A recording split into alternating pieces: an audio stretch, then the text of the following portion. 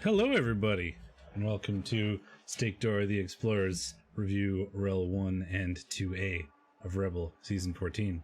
Week 10. Double digits. Boom. How does that make you feel? Like you're reaching for enthusiasm. You know, I think that's my permanent state of being, though. Like, having to muster up enthusiasm from external sources. Hello, Ramset. This week, week 10, we are going to be doing the sort of standard things where we watch a match and then we look at the results and do predictions for next week.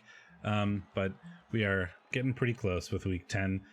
Although, as we'll see in a bit, the divisions are not even remotely close to settled. There is a lot going on in Div 1 right now. But the match that we have in store for you folks this week is one that was recommended to me by one of the coaches. So, one, we're going to reward that. Two, pretty relevant for playoffs, at least for one of the coaches. And three, it was mentioned specifically on the most recent podcast as a ridiculous match. I realize that this means that some people have probably already seen it. And I know Lascaris had casted it live, but I haven't seen it. And it's part of our div. So maybe I still feel okay with giving it our coverage. So if you haven't seen it, well, then there you go. If you have seen it, I'm sorry. Maybe I'll at least be slightly slightly entertaining in a different way. No, we're not going to watch yours, Superfed. I know what happened in yours. A failed wizard and then rats getting pitch cleared by humans, which is not necessarily. We strongly considered it because watching you lose is Although to be fair, a fan favorite. I do believe very specifically last week during the recap, you told me, I don't remember what I said, but you said that is the biggest Superfed curse I've ever heard. It was like a thing that came out of your mouth last week. It was me, yeah. Oh, yeah. It's the biggest Superfed curse I've ever heard, and then Superfed immediately lost a wizard, failed a wizard, and got pitch cleared. I just curse people really straightforwardly. You do it in this kind of like roundabout nice guy way that is way more effective. Yeah, so this is the game that was cast by XS immediately after my shit stopping, where Carrium just like from turn one onward just drove me to the ground. Yep. Oh, that was mentioned on the podcast as well, actually. I haven't finished the podcast this week. I didn't actually listen to it. Was it just like... I only listened to the first little bit because I was in meetings all day and I didn't really get a chance to. But no, I think Metal was talking about like the mental side of Blood Bowl briefly and was like, specifically in Shadorra's game this week, you could see exactly at what point his brain just went and off and broke. Like, oh yeah, I mean, like there was a play I made that like resulted in a turnover where I was just like I clicked on the wrong player because I was just mad. You can see exactly when that moment happened. Anyway, yeah, I mean, like it was turn one, and he put a bunch of blockers on the line because he was like, oh, they have stand firm and guard, and I was like, well, I can block all of these, and I have a bribe, and I have dirty player, and I have claw piling on. So I was like, you know what, let's go for this, and then I rolled 14. Like pushes or worse, including I think 3 1 and 9s, and then I rolled a 1 on the pickup, and then it was just like, okay, well, there we go. Hi Finny, hi Superfed, hi Ornan. I have to draft against Ornan after this, actually. So there you go. I think he's here just to hurry me up into getting it over with, so he can draft against me. We're gonna draft whenever this is over. Thick and World. Thick has been doing exceptionally terribly this season so far, so I'm sure we cannot make it any better. It's not my fault. He plays last every week, and with this new stupid format with the no overtime, which I dislike, frankly, but that's only because I play Undead and I'm highly biased. So I'm gonna get that out of the way anyway. But he always schedules his game for like the Sunday night, so by the time he plays, he's the last coach to go, and because all we seem to be able to do is tie, it comes down to like, well, Chubstep, if you win, we win. If you lose, we lose. If you tie, we tie. And like every single week so far. I've won so far. I don't know what you guys are complaining about. Oh, I've won and tied so far. Just to have the game give you a riot when you need exactly a riot to win, and then it's fine. And then when you snake a GFI with your Orc Thrower, just make a 4+ pass the next turn. It's fine. It's fine. In Clan so far, I've tied and won. But you need, other members of your clan. Clan is the only mode where you can win games. I'm fairly convinced. I'm not doing terribly in Rebel, given my like garbage team. I'm always like, oh, Ben's getting shit stopped because all I ever hear him do is whine, and then I like look at your team and you're like in 4th or something. I think I'm in 6th right now, which isn't great, but also I didn't have a team at the start of the season, and then Stacy like took my team and cut its TV in half, which made it much worse. So my team keeps doing horrible, like rolling just like some of the worst dice I've ever seen, but never dying. Like I have 13 players in like a perfect Skaven team, and they just refuse to do anything. Some of that's got to be me, but dear God. Anyway, shall we do this instead of talking about stuff for a while? I don't know. People come here for the bands, but yes, we should do this. I mean, because you have other things you want to do, you busy bitch. I know. I mean, like draft with Ornan, for example. Yeah, no, people like that's not what you told me before this. I'm also going to be ideally playing a round or two of Gloomhaven on Tabletop Simulator afterwards. There you go. That's it. Anyway, let's do this. Into the game we go. So we got Sierra Boys, and we've got Kael'ric, the Battle Brothers. And I think we both predicted Kael'ric for this one. We did. Sierra Boys is having a bad season. Sierra Boys won the kick and chose to receive, and the fans are going overwhelmingly to Kael'ric. He might actually have +2 fan. I have to check. Ready? Yep. Yeah, I love these breads. I check them out every week. I like the double Agi Whites, like Air Undead. Or Air Necro, I guess. 2 Agi Whites. That's kind of fun. Are we ready to go? Yeah, bro. 3, 2, 1, go. So the Necro... Oh, no, only one fan for Brett's. Necro have Cheney, but I think that's the only inducement we've got going on. Yep. I don't think there was a too big of a thing, because I think Kael'ric is missing something. He's missing some blockers. He's missing 2 blockers right now. Because both Kael'ric, you never know. Well, one of them died, and I think another one is MNG'd for this because he is incapable of keeping blockers alive. He does have the important one though. The Strength 5 blocker is kind of a menace. Houndmaster Halbert, he is a beaut. Strength 5 guard wrestle, decent piece. Easier to remove on a red die than a block piece, but still doing a lot of work.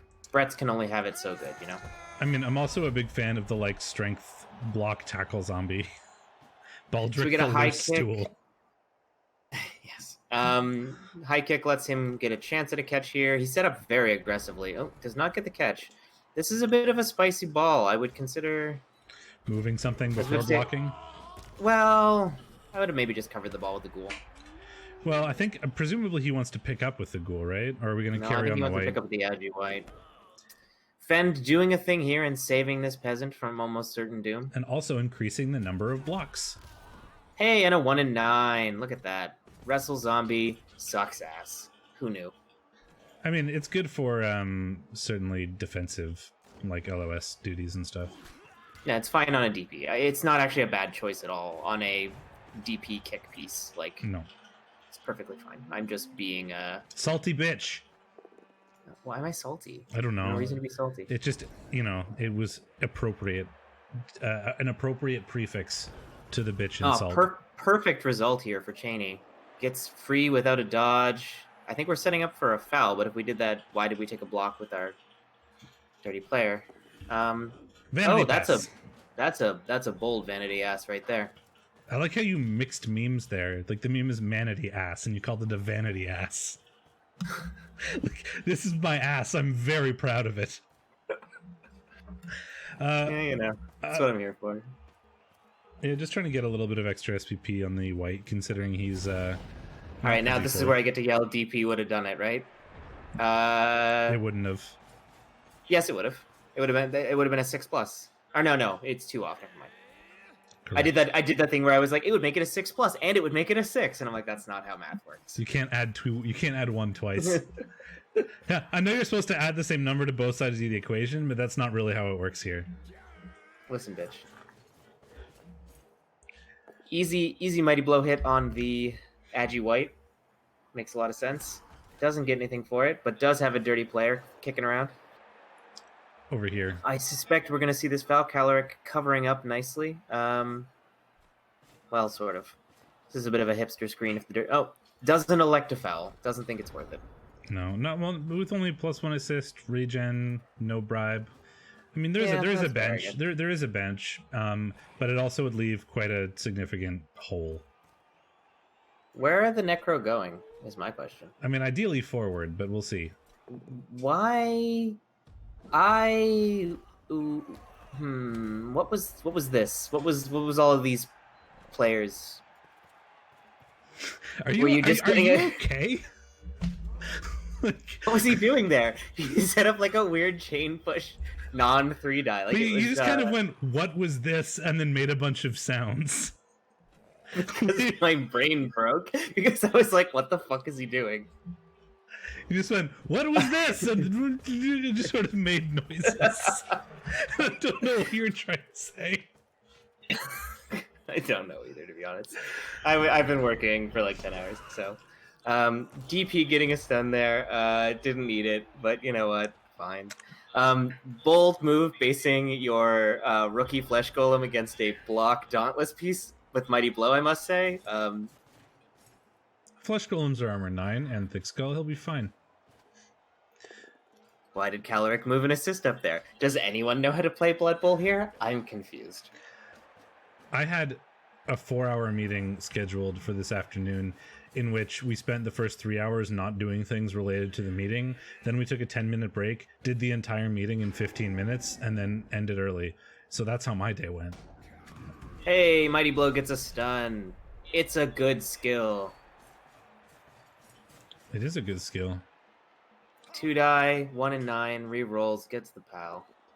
Is that from Am I ahead yet? It's Pow Beggar. Pow Beggar got the POW with a reroll. Like, come on, how appropriate is that? Sigoina. That was also just a noise.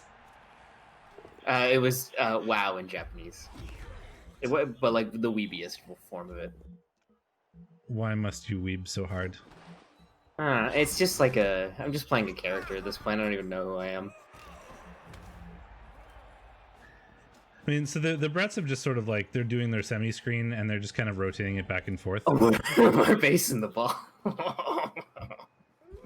No, we're blitzing Hunmaster Hobart. The ball is an assist. I like that he took Frenzy and then did... whatever. You know what? I'm out. I'm good. That was fine. That was a good play. Look, it's perfect. The wolf is now the front of the cage. Never mind, he moved.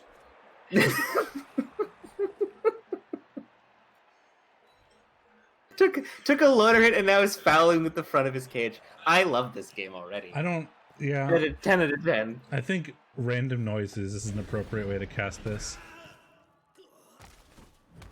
I mean, I guess theoretically it's not with that loner or that zombie foul there. Are we going to take the Frenzy Trappiest? Yes, we are. Excellent. Okay. Gets double pound. Now you're ahead. This is officially the most like interesting decisions rewarded turn I've seen in a very long time. So the fact that the zombie fouled means that there actually isn't a way into the front very easily, but if he got sent off there would have been, which kind of makes this all sorts of awkward. Alright, the Dauntless Mighty Blow pair has been based again and once again gets a break into... Okay, Cheney's out. Can we go around on the ball here? I mean, if we're willing to roll 2 3+ dodges with dodge, we certainly could. We could block Mighty Blow, tackle the ball. Like, that sounds like something a nerd would do. You'd have to dodge through, I think. No, we're not doing that. Just going. You could have actually, yeah. You could have gone to 3+, 2+ to go through. Yeah. Oh, but it was on tackle. I think going after the wolf here makes as much sense. I think so too. I mean, the wolf is really scary, both in terms of its ability to remove things and also for the speed. Because without that wolf, all the ball carrying has to be done by the ghoul. All the blitzing has to be done by the whites. Plus, I think he wanted to support Hobart a bit. He didn't want to just totally leave him in the dust. And he would have had very little recovery. Like, I mean, it could have bounced in. I guess actually he might have had something looking like recovery. Yeah, and just putting the ball on the floor and making it awkward probably isn't good enough. Tackle strength 4 zombie coming in with that defender stumbles. Well, golem. I love this. There's only one golem. Oh, there are 2 golems. I'm thinking of a different team. Why was I thinking of a different team? You are. You're thinking of what's his face? Travel Scrabble with only one golem. Yeah, that one. Is this a cage? Butterfly memes.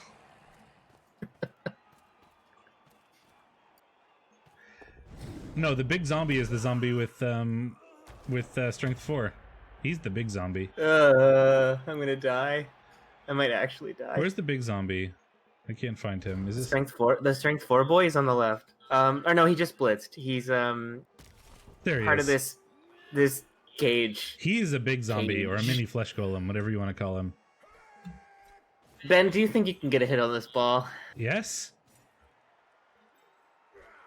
I don't think it's possible. I mean, you have to roll 1 GFI, right? No, it's just not in the cards, you know? Oh, well, no, it's not. 1 GFI is too many, apparently. I would like to fucking die, please. Oh, here we go. 1-3+ down. Nope, see, 1 GFI is too many. Can't do it. Well, that was 2 GFIs. Yeah, that's fair. He failed 2 out of 3 GFIs. But he does have blodge step tackle on the ball, but he can get pushed off. That was 3 2+s to 2-die the ball. I think anybody in their right mind. No, and there were several. There was also a 3+ with a built-in reroll and a 2+ with a built-in reroll. But yes, anyone would have taken that. That's the point I was making. Yeah, it's like You ain't wrong. There's in no universe was that even remotely a safe ball by any standards of Blood Bowl play. Which excellent player do you think CR Boys will foul this turn? And how loose of a definition of a cage are we going to get? I mean, I feel like the Armor 7 Agi Blitzer is a really good target. Considering 1 Armor 7, 2 plus Agi Bretonian, also Mighty Blow Tackle, like, seems good. Ben, is this a cage? No. This is kind of a screen. Who makes an open face meatball sub? What? Where did that come I from? adore you. Oh, you've been given an open-faced meatball sub. I see. I mean, it's actually not. It's meatballs made of beans. It's just like a. So it's not an open-faced meatball sub by any definition of the word sub or meatball. Yes. What you've been given is beans on toast. With cheese on it and zucchini. Yeah, it is very far removed from most meatball subs. We had made bean burgers, and then we ran out of burgers, and then we never had buns. So like bean burgers in lettuce, and then we wanted to do something, or just Tristan wanted to do something with it, and she saw a meatball sub on Reddit, and then she was like, "I'm going to make bean meatball subs." So beans on toast. Beans on toast. You can't get a recipe because I don't want to. But it does look delicious. I don't know if you can see it in the light, but it is a it is a hefty boy. It weighs like 3 pounds. It probably is delicious. All kidding aside. I mean, Tristan is an excellent cook, so. This is true. Well, we can score right now if we want to, but I don't know. With you probably want to. It's probably relatively easy to get another stall out of this. I probably would like to aim to do that if possible. Somebody did a thing. Mumbo Jam Bo Coco Jambo. That's a lot of letters. Has followed. Welcome along. Brett's getting absolutely curb stomped. So far. This is fun and interactive so far. Here, oh, we did touchdown is the sentence that I just tried to say. We did score, or we did get the touchdown, which gives the Bretts a couple turns to try to even it up, which is certainly possible given Bretonians. I'm not sure which of us is stupider today. This day. This day, which of us is stupider? I leave it to you to decide, dear auditorium.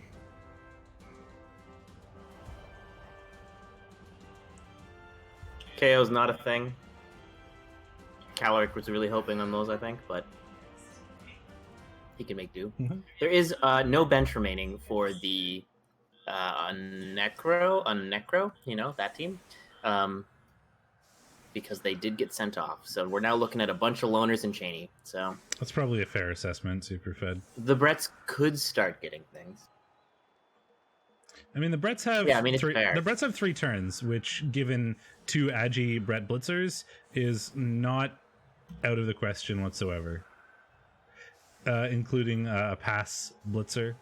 for the if you try to make this into a 2-turn, 2 agi receivers as threats who are both one is Blodge Step, one is just Blodge. Reasonable receiving threats certainly.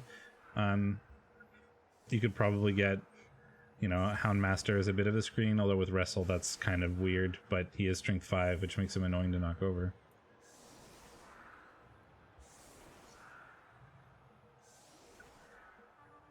But there are certainly options for the Battle Brothers here. It's not unreasonable for them to score at all. What a fucking kick. Well, that makes it a little bit more unreasonable, but at least we have 3 turns.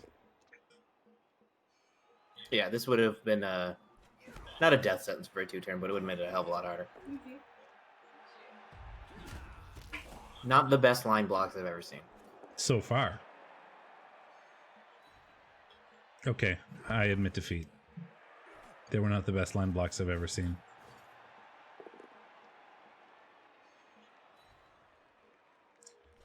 I'll take that as a sign I was ahead of you. Probably. We just had the Blitz and Arthur Pendragon become a scoring threat. With a peasant screen. Get in front of me, peasants! Protect your noble.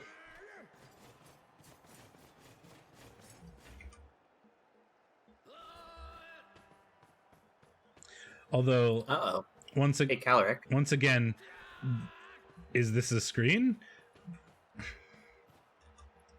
Yeah, that's what I was about to say. This is very much is this a screen? I mean, both of them. I mean, it's true. There are 2 blitzers in a half screen turtle power things going. Yeah, I was gonna make that joke. Yeah, both blitzers can be blitzed very easily. With 2 dice even. But you only get 1 blitz a turn. That is the magic of Blood Bowl. So you can't hit both of them. Wow, Ben. Just fucking laying on the analytics right there. I know. Well, you blitz one of them and then you make the other one as hard as possible to score with, like by screening it off / just putting tackle zones there so it can't Cheney coming in. So it has a harder time catching. Wrestle on the 1 and 9, so that's 1 threat down. Yep, and now the other one, it's only a -1 so far. But you have to be careful not to overcommit, because there are 2 turns available for Kilrick. It's not like he has to pass this turn. He can always make his screen a bit better next turn. So he's got a couple players over here to try to make the score this turn less attractive, and he's putting the Ghoul forward as like a token threat, both to potentially either blitz or even just base. Well, I think the Wolf is the less token threat. There's both, the Ghoul and the Wolf. Oh, I would have considered a reroll on that. You have a reroll on everything else. You're going to be doing this turn. I guess not on this block here. The Wolf and the Ghoul, like, either they can blitz down the ball carrier, or they can just mark him so that he has to either dodge or pass badly. Anything to make the touchdown a bit harder would be nice, but it's also Caloric's dice are ass. Must be said. No, they're dice. No, they're ass. You can't roll ass very well, can you? Oh, I can. No comment.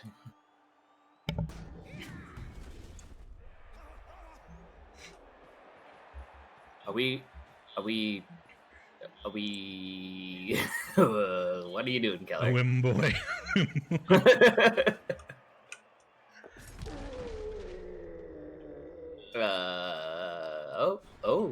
All right.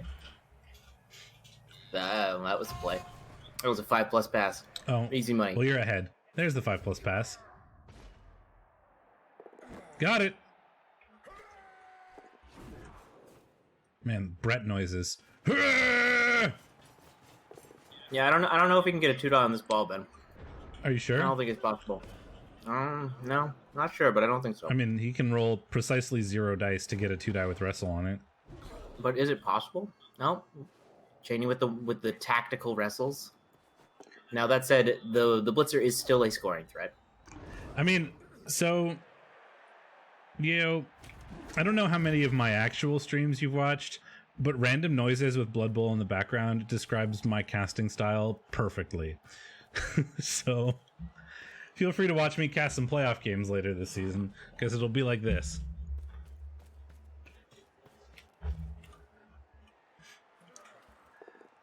Yeah, the M is... Yeah, those noises aren't great either. I actually really hate the Dark Elf lineman fouling animation, because they just give you, like, a straight up... It's like when a cat jumps on a desk and just, like, puts their butthole in your face. That's what Dark Elves do when they foul. And I don't like it.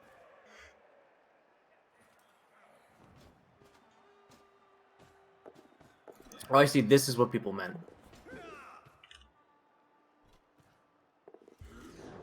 See, Blood Bowl is fair and reasonable. I was gonna say the Agi White came into play there, but the Agi didn't do anything.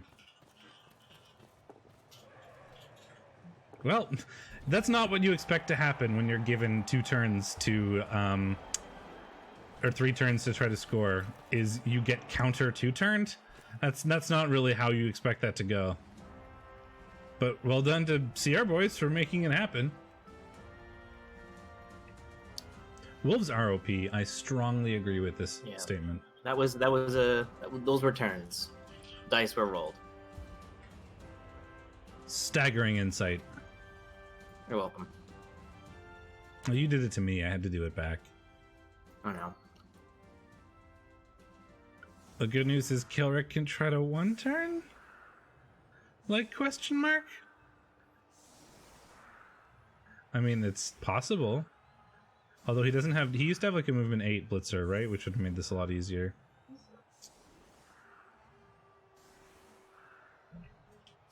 Calric used to have many things. I had a movement 9 blitzer in 1 minute, back when 1 minute was a thing. And that was really fun.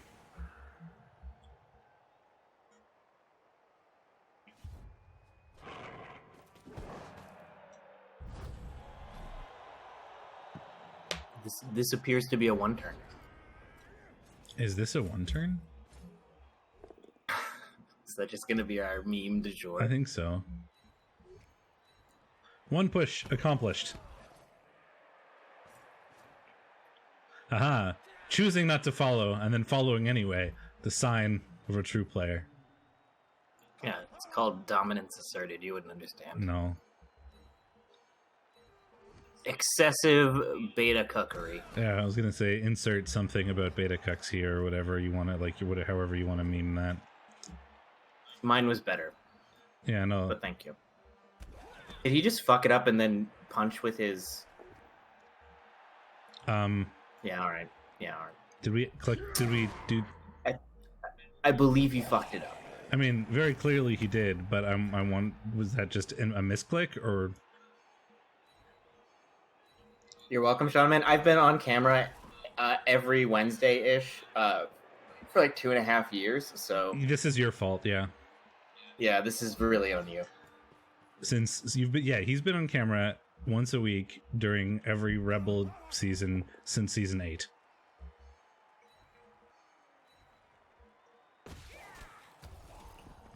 Didn't Vanity pass to the opposing team 50 DKP minus? It's not a Vanity pass, though, if they catch it. Is it a Vanity ass? No, because I think that's just what Chubstep calls a Vanity pass. Fouling zombies. That's the kind of game we're having. That's also fair. Yeah, we got one. Got him. But will we still have him? No. No way.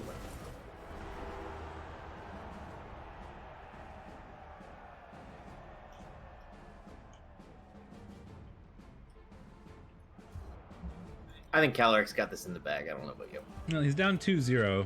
He is going into his own drive. So, you know, we have to score early here and then aim to try to turn them over, which is not exactly trivial unless, like, you know, removals start going really well. It's not as bad for Brett's as it would be for a different sort of punchy team. Why is my screen just black? There we go. Given how people have been screening and caging, I think any amount of turnovers are totally possible. That's fair. With as few as 0 players. Just one-on-one peasant versus a zombie and see what happens. Oh, it's raining. Well, that's not good for quick scoring.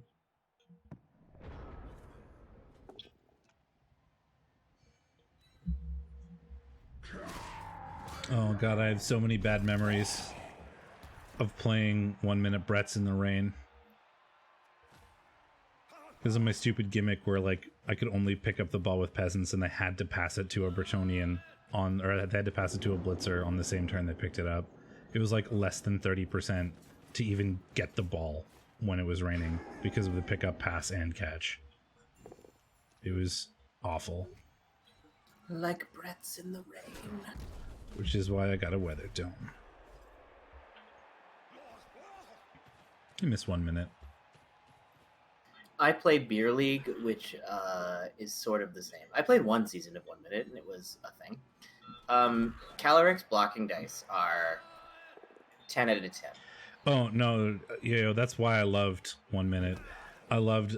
The gimmicks were 100% of the reason why I played it. They changed it one season to, like, defined gimmicks or whatever. Like, this season's 1 minute is going to be, like, huge Jackman rules, and that was the season I quit immediately.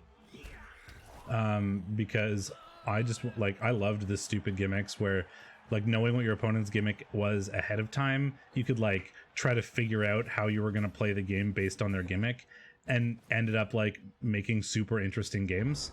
Like, all the games that I got annihilated in were where the ones my opponents figured out how to take advantage of the fact, like, that they didn't play it normally, and they took advantage of, like, your gimmick, right? And they would just, like, focus down peasants and, like, control my peasants. And like, great, you can't pick up the ball now. And I was like, God damn it, why? Why did you have to be smart about this? And, like, you know, I did similar things to my opponents, and that was what I found super entertaining about it, was the gimmick specifically. Yeah, like, that sort of tryharding I think is fun. Exactly. But a lot of people just, like, phoned in their gimmicks in ways that made their teams not even that weak, really, and then kind of ruined the fun for everybody. Yeah, I mean, I understand why it didn't continue and why it didn't work. Like, you would need a very specific set of coaches, like, you know, 12 clones of me, to make it work correctly. But I had so much fun in the few games that, like, did work out exactly, with like-minded coaches and stuff. It was incredible. But I understand that is by far not for everybody, and you really need the right set of people to make it work for those people as well.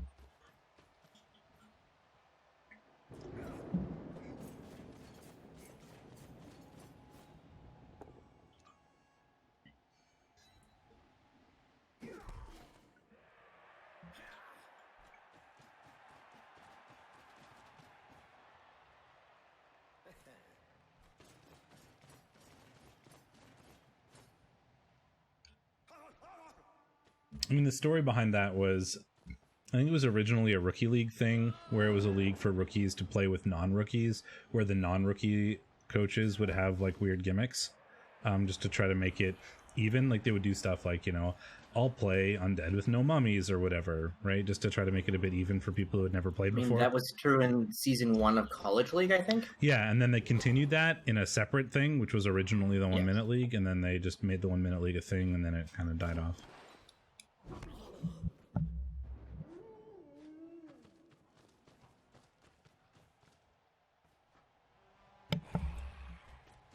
Anyway, we should probably talk about the game now that we're a little bit into it.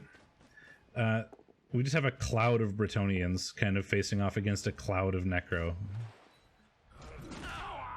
Not anymore, as far as I'm aware, Sean Man. They changed it to some, like, defined gimmick stuff, and then for, like, 2 more seasons, I think it went, and then it hasn't been around since.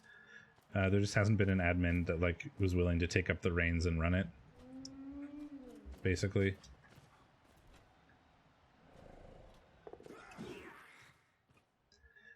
Well, I mean, I don't understand. It's just sort of like a chunk of Bretonnians and then, like, some random undead players or necro players everywhere. I mean, we could just blitz a zombie out of the way, and then we have... Oh, I guess we're gonna now have to either block off the ghoul or just do a 3+ dodge.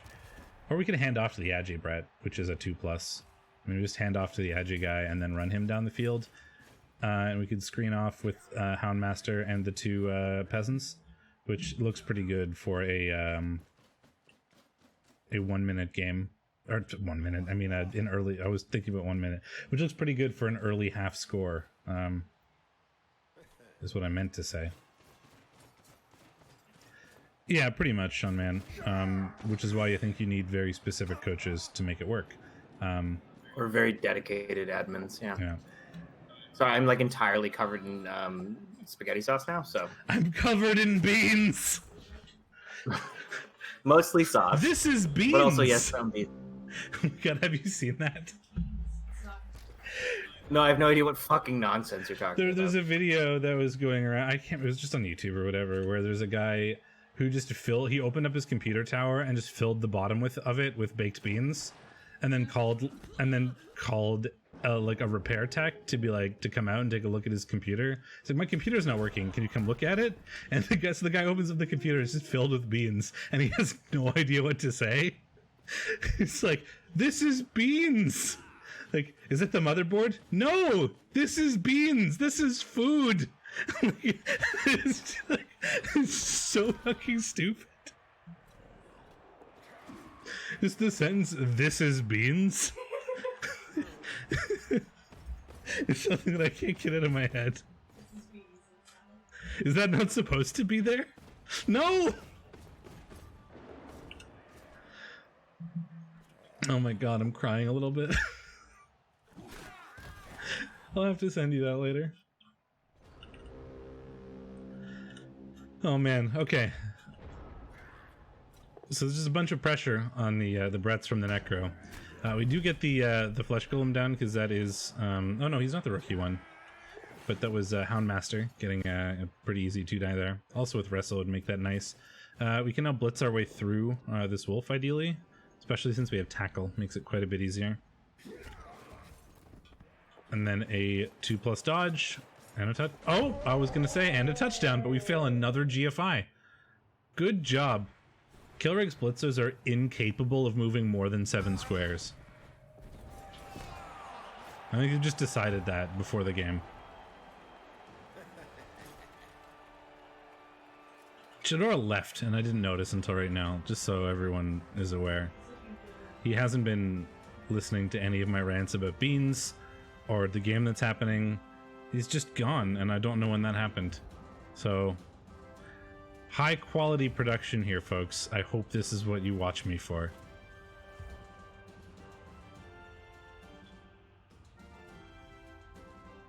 I left because your bean memes made me sad. I know, I just noticed, like 5 seconds before you came back. I said one, excuse me. I said 1 second and like held up my finger, but I'm not looking at my own stream. I don't know what you're doing on camera. all I do is stare at my own picture, so. Well, that's fair. I mean, you did talk about your vanity ass before, so... It's... All checks out. Town Center Belly Dancer. What? That peasant's name was Town Center Belly Dancer. The one who just got KO'd. Oh. Boots, Shinebox, Clogman. Oh no, you must be ahead then. Because I'm not seeing the block yet. There it is. We got a... It's still raining, but we got a second high kick, which the white also failed to catch. I was AFK. How did I get ahead of you while AFK? Like, I wasn't skipping anything. I don't know. Probably for the same reason I give you every week, and then you ask incredulously like that couldn't be possible, which is I am also I'm also streaming, so it's going to run ever so slightly slower on my computer. Hey, Houndmaster Hobbert doing work. That was a bold one die. You are way ahead now. I paused forever. It's still the undead's turn, or the necro's turn. Yeah, the necro one died against. Oh, I just got it now. Yes. I mean, so all the necro really have to do here is be ultra safe, and they win. But we'll see if they elect to do something. CR Boys is a specialty, as I can tell from the game so far. Yeah, that was going to be the comment that I made.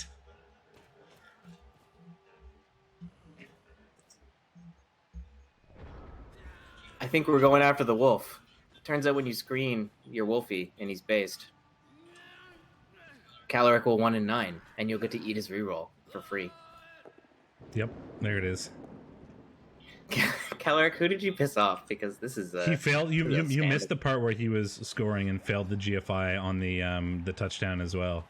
So like his blitzers are incapable of rolling GFIs this game. He's failed like 3 of the 5 he's rolled. This is YOLO blitzers in the back and hope time. I mean, that's probably not an unfair assessment of how you should proceed with this. Like you have to put pressure on the ball at some point, because otherwise he just sits back there and never does anything, and then you lose. So you have to like make him feel like he needs to move it forward to get it safe, and then try to get the opportunity where you sack it. Or I mean, he just sits back there and then you just keep putting pressure on him. But This is a choice. jump up, Wolf. I love what Houndmaster Hubbard has been doing for the last several times.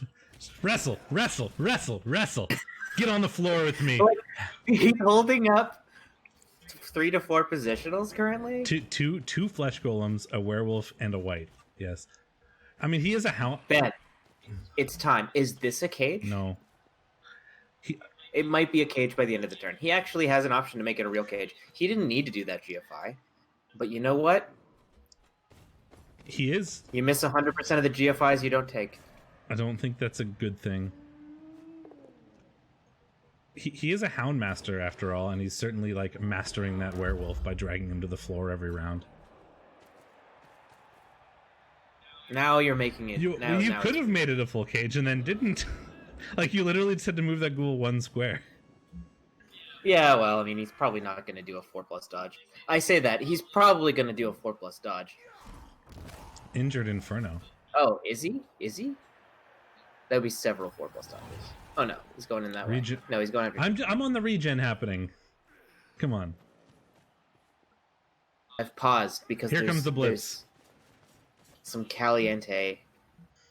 Going after the ghoul. Oh, there we go. If you pause in the middle of an animation, your UI goes away, and then you can't unpause. Yep. There are so many weird bugs. I managed to get it back, though, so we're okay.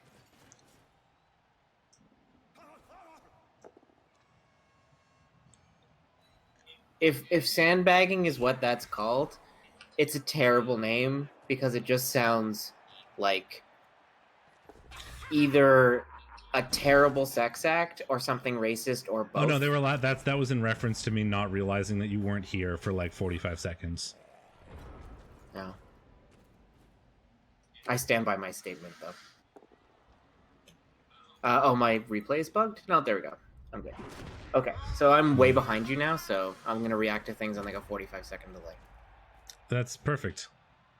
You'll catch up. I thought so. You'll catch up, and at least you're not spoiling it for the people at home. Oh, I will by the end of this. Wolfie getting fouled.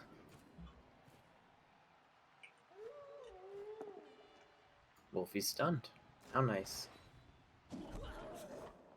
Tackle Zambo, clearing out the ball. Dub skulls, excellent. There were some spicy things this turn that I would have spoiled. Probably. But instead, they're hearing about them several seconds after they've happened. Now we get the white going through in what has become the theme of this game in ultra potatoing. Can this just be potato the game? Like, is that a thing? I mean, yes, because... We have a free 2-die on this ball with peasants. Like... like... You don't even need, like, a positional... He also took a 1-in-9able block before moving the ball. Oh, we didn't knock him down, though.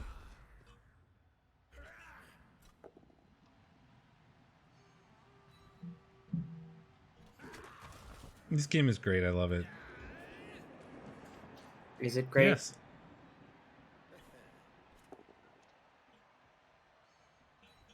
Because what I consider great is entertaining. And I'm having fun. That's what's important, Ben. It is. Well, Master Hubbard continues his positional domination.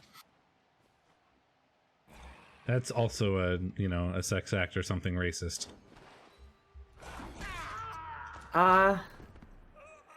Feeling more sex act on that one, but you know what? You know, and I'll get to it. that's what came to mind, but I needed to like repeat the joke, otherwise it wasn't as funny, you know.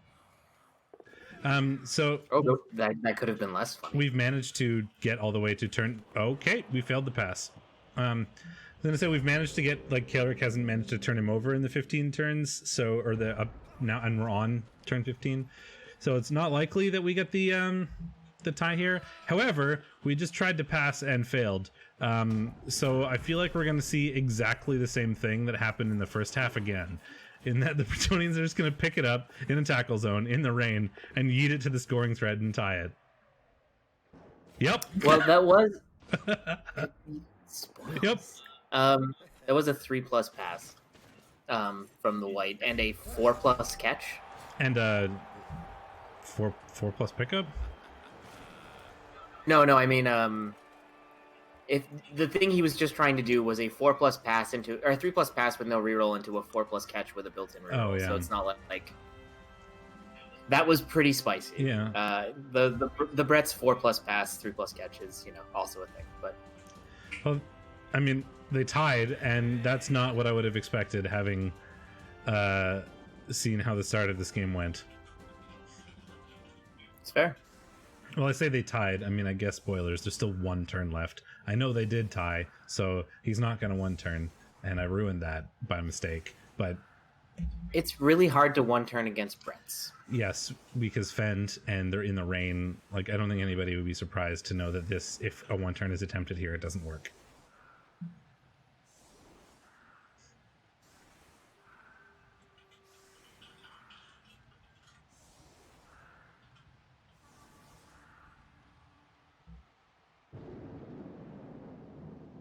Is this a backfield screen? Yes.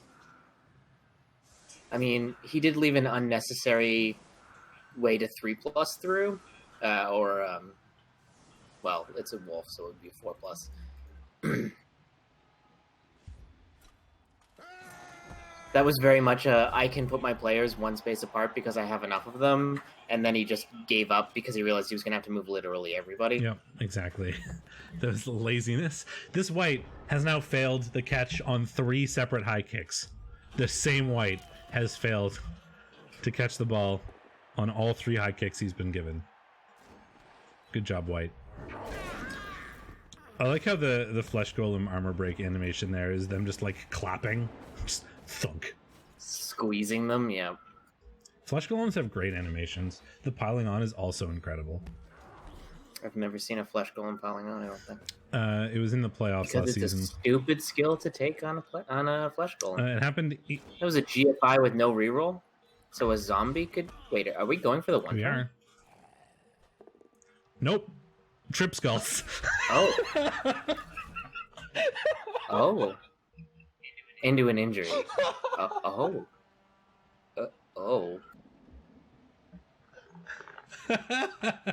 That's the perfect. He had me fooled. I didn't think he was going for the one turn because he was taking a bunch of weird line blocks. That's the best way I've ever seen of having a game end. It's like, a one turn is probably not reasonable. Starts one turning. Oh, this looks pretty reasonable. Trip skulls. Fuck you. We're done. Oh my god. Oh man. All right. That was a 2-2. I'm glad we watched that. And I don't know where to go from here. Nowhere to go but up. Okay. Well, let's get out of client. Let's get out of client so we lose those sounds, and then we'll bring this REBBL.net business up and accidentally open the console for some reason. That's fun. Well, while we're in Div 2, do you want to just do Div 2 first? No. Okay. Sure. I already make up your mind. 2. Okay, so we had Atomics, the Rowdy Rebel Rousers, versus Marvelous Creatures, the Soul of Dragon's Fire. Ended up 1-1. You predicted the Nurgle, and I predicted the Nurgle. and they tied. That doesn't sound like something I would do. Well, it's But a tie is the most likely result there. It looks like the Rowdy Rebel Rousers beat the living hell out of Seoul and then didn't win because they're Nurgle. that seems very Nurgle-y to me. 7 KOs inflicted, 3 Kaz inflicted, but 5 Kaz taken for the elves. If we scroll down, we can see that. A bunch of loners, some badly hurts. The only thing that's really annoying is going to be that blitzer with the MNG, blodge step, diving tackle blitzer with an MNG. MVP going to him as well, so he's 1 MVP away from leveling, but everything else is pretty irrelevant in the big scale of things for those injuries. MNG on Ornn though, sorry Ornn, which is a pretty big deal because it's a big piece for Atomics, not having that really good ball carrier. I mean, he can carry on like Bird or something else pretty easily, but it's less good than that piece. Yeah, if he's playing an Agi team, he's going to be really upset about that next week. And he can just carry on Bird. It's with Wrestle, but it's still which is not less good. But Strength 4, Agi 4 is still pretty good, and it means you don't have Bird for your pitch presence, I guess, which is a bit unfortunate. Yeah, it's not a good piece to lose. I still love that Big Fist Reborn is 8+ strength for Otter. Yep, it's perfect. Excellent. Moving on. Dead Peasant Society also has Dirty Player. It's great. Ye Old Guard versus Lackland Longtongues was 3-0 for Yayo. How do you score 3 touchdowns? Like this, as scroll Nurgle? down. Oh. Like that. Oh. You score 3 touchdowns as Nurgle when your opponent doesn't have a team to stop you. Did I say that the Nurgle were going to win this? You said the Lackland, or no, I said the Lackland Longtongues, and you said the Lackland Longtongues. Did I? Yes. Wait. I swore I wrote them. I think you talked me out of it. I remember this. Probably. I think it was just because, Urs was at the top of the table, had won most of his games, so we were kind of going with that. I don't know why I ever listened. We didn't think he was going to have many ways to deal with the skinks, but it turns out Yayo just removed everything on the field. I mean, that's how Nurgle beat Lizards in this matchup. That's fair. No great shock. He had 4 pieces left at the half. With 7 Kaz taken, 1 KO taken for the Lackland Longtongues. So one of his best Saurus is dead, one of his rookie Saurus is dead, one of his developed Saurus is niggled, his Crocs is MNG'd. So he has 3 Saurus for next game and no Crocs, and then a bunch of badly hurts on his skinks. That's pretty classic. That is rough. Urs was doing really well, and he was at the top of the table, and his next week, and this puts a huge damper in his season. Losing 2 Saurus and niggling another one in one game is a nightmare, and his next game is going to be pretty awful. But it's a great game for Yayo. A lot of SPP coming out there. 2 on one of a Kaz from the Nurgle Warrior, 2 from his Killer Pestigore, touchdown on the Mighty Blow Pestigore and the MVP, which I would assume it was just getting him closer to leveling. And then 2 TDs on the ball carrying Pestigore to get him 2 SPP away from leveling, 2 Kaz on another Pestigore. Great game in terms of SPP for Yayo, so he's pretty happy about that, I think. Unfortunately, it came at the cost of Urs's sanity. Good lord. Well, I mean, that explains that game. Then we had Slade the Black Mage versus Das Schuttenheim, Terror Alliance versus Orcsploitation Cinema. You predicted Terror Alliance, and I predicted Orcsploitation Cinema. Yeah, that sounds like something I would do. Yeah, well, I mean, he has a lot of, the Devil, it wasn't in for this game, which was a big deal. Not having that, the 2 Claw Mighty Blow pieces against Orcs. We did still have the World, who is, Claw Mighty Blow, but he's also not piling on. And I figured that sort of Schuttenheim's Guard would just make the blocks pretty annoying for Slade. And that looks feasible, considering Shooty got quite a few more blocks than Slade did, but he also, did a number on the Chorfs with Slade taking 5 Kaz and a KO. I mean, 10 breaks into 5 Kaz. Or no, 11 breaks into 5 Kaz is a hell of a thing. Yeah, and all 5 of those are inflicted, too. That's not like some of them coming from fouls or failed dodges or anything. That is just blocks. Nope, that's just breaks. Yeah. So dead developed blocker, dead guard, kick, Hobgoblin, MNG rookie, Hobgoblin, and Niggle on his second best blocker. So, yikes for Slade. Big oof. I think is an appropriate way to describe that. Biggest oof. And the orcs got off pretty scot-free. Yep.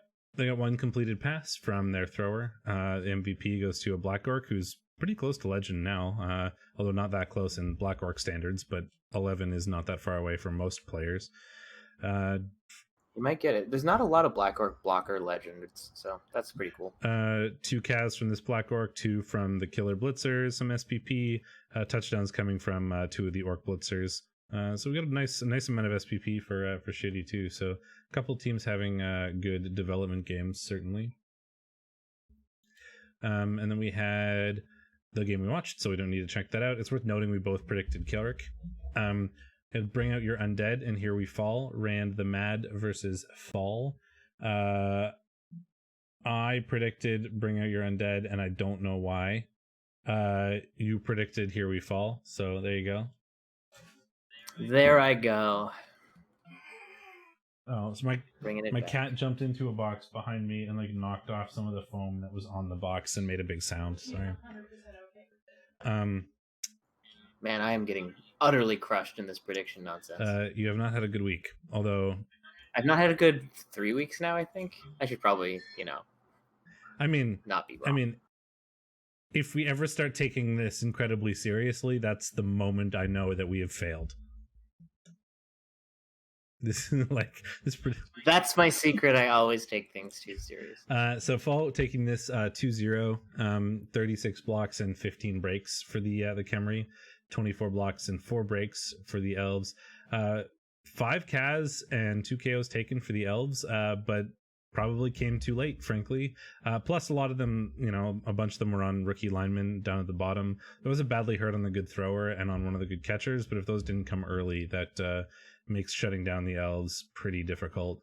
I figured that the throw raw would be nice and useful, but it didn't look like he did a whole lot. The blitz raws also didn't do very much. One of them getting a Cas, 2 of them coming from a random Mighty Blow Tomb Guardian, so presumably a couple 3-dies. Plus the MVP leveling that Tomb Guardian, so we have another guard, or maybe we have a chance at getting block. Tomb Guardian levels are exciting for this Khemri team. We've had so long with 3 rookie Tomb Guardians and 1 leveled one that having a couple leveled ones is a brand new experience. No touchdowns for the Khemri. 2 touchdowns coming from the Blitzers for Fall. Getting a bit of SPP there. No levels or anything other than that Tomb Guardian, though. Then we had Locus, the All-Stars of Chaos, and Uber the Nuber, Anagram Catastrophe. What were our predictions here? You took Anagram Catastrophe, and I took Anagram Catastrophe, and we was both wrong. Locust always seems to kill the Agi teams. Yeah. But this isn't like a super... he did badly hurt the killer. This screams critical failure to me, I think. Like, there were just some line rats out. Sure, there were quite a few line rats out. What was the KOs like? Okay, no, it was like... 6 KOs, 5 and 6 Cas taken. It's a lot. Yeah, it is. Some of those KOs may have happened like twice, like KO'd come back, another same player got KO'd again. But even then, that's still like, there's not a whole lot of a bench for Anagram Catastrophe. Yeah, 44 blocks given up. So they only had 1 bench, having induced Glart. So it's, a lot of, being down a lot of players. Although, yeah, you are right. None of them are on gutter runners, which are kind of the most important bits. So I'm surprised there wasn't at least 1 touchdown for Uber here. But Locust managing to shut down the rats very well. Picked up a level on his lowest level warrior. I almost said rookie. It's not a rookie. His level 1 warrior.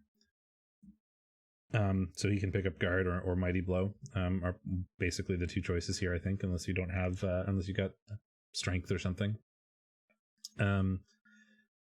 Nothing else really important on that team. Badly hurt on Surefeet strong arm, but that doesn't matter. And the rats didn't lose anything important either. So I mean, no, it just doesn't. It seems like the sort of game where something went wrong. I mean, if I had to interpret this, something horrible went wrong, and then Uber found himself very based and got the crap kicked out of him for a few turns and like wasn't able to recover from that position. Yeah, and for most Rat like versus Chaos games, I mean, I understand the Chaos have a good amount of tackle. They actually have 4, which is more than you'd sort of expect. But for even from that position, for a Rat team with like reasonably developed gutter runners, you'd think that they'd be able to sneak at least 1 score in there somewhere, right? Like 2-0, like Rat's not scoring at all is very uncommon and like a sign that something went severely wrong at some point. Yeah, and I mean, like, it's not like, I think people like having tackle pieces against Rats is very important, obviously, but Rats only have 4 dodge positionals. Like, it's not like it's mostly about, it's not like tackle against elves, like, or Amazons, whatever. Yeah, it's not about, or Amazons. Yeah, it's just that, like, yeah, there's like a lot of pieces that like can serve a kind of like, I mean, it's very hard to keep the ball safe from Pickle Baby Breath, but I think mostly what probably happened here is like all of the Agi 3 pieces just ended up based, and like maybe Uber overcommitted, maybe he failed something critical. I'd have to look, but given the times I've been stomping Rat games, this looks like the sort of thing where like the bash team gets on top of you and then you just never escape. Yeah, I mean, tackle is important against Rats, but not for the same reason that it is against like elves or Amazons. It's just so often that you end up with like that situation where if I don't knock over this gutter runner now, he is going to score because he's movement 9 and I can't stop him once he moves away from me. So it's like it's very important to have a reliable sort of knockdown on those like 1 or 2 turns where it's important, rather than being able to just actually knock down most of the opponent's team like it would be against Amazons or elves or something. And having more than one means that you have more than one option for doing that. But it's less critical certainly to have lots. But it's really good to have the option. Yeah. Then we have the Horn of Gorthank versus Talk Show Terror, and it was a tie from the 2 lower table teams. We both predicted Talk Show Terror here, but they did. Yeah, the bigger Necro, but just weren't able to pull it out. Lord Borak showing up again, getting MNG'd, so he won't be in the next game. It's not really how you would have expected that to go. I mean, one of the only things this Chaos team has going for it is the sort of, removal potential with 2 Claw Mighty Blow Tackle warriors, and there was just nothing that stuck to the Necro. I mean... Yeah, I'm a little surprised. The Necro out-blocked, out-broke, out-removed. The Horn of Gorthank got 3 Kaz, but none of them stuck, so 100% regen. And 2 KOs they inflicted on the Necro. However, the Necro inflicted 5 KOs and 3 Kaz, and there were 2 expulsions, so the Necro did lose 2 zombies to that.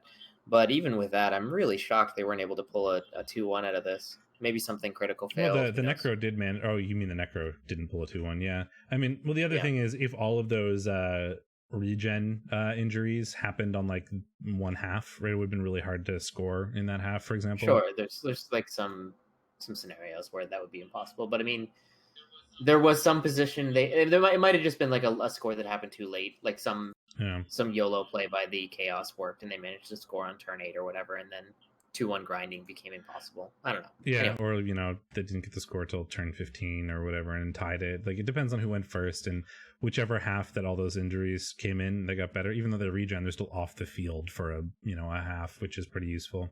The Wolf did pick up a level, Wolf Blitzer, so he's already got block, so he's gonna, if he rolls doubles, he'll take Mighty Blow, if not, dodge.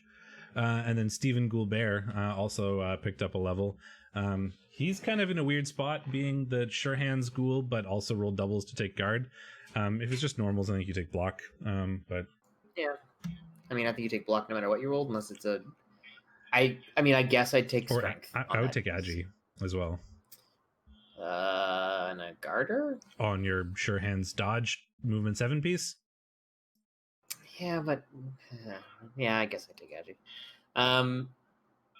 So yeah, let's look at the leaderboard. Given that Urs is still on top at 19 points because he did have a full wins lead, but with the diminished team he's now been left with after Locust Yayo battered him. That was really big for Urs, right? It's like you said, he was up a full win, so now that full win gap has been eliminated, and his next game is going to be very difficult for him, being down several Saurus, and now he's only 1 point ahead of Locust, 2 points ahead of Fall and Kelric. So it's entirely possible that he drops out of first, like all the way down to maybe even fourth this week. So like that was a really big game. Yeah, for sure. for the swinginess. But like I said, Locus in second, Fall. If Caloric had won, he would have been tied for first right now. So. Yeah. Big tie there that we watched as well. So it was playoff relevant. Yeah, it absolutely was for Kilrick. He really wanted to win that. It was less important for Sierra Boys, who is currently at 0-3-6, unfortunately. But it was very important for Kilrick. And we even have Uber and Atomics, who are 1 win away from second. So the top 4 spots are still wide open to 6 or so coaches. Even Slade has a shot. Schuttenheim is on the verge of having a shot, certainly, but it's pretty tight. Although not as tight as Div 1 is, and we'll see that in a bit. So let's do predictions. Uber and Soul of Dragon's Fire.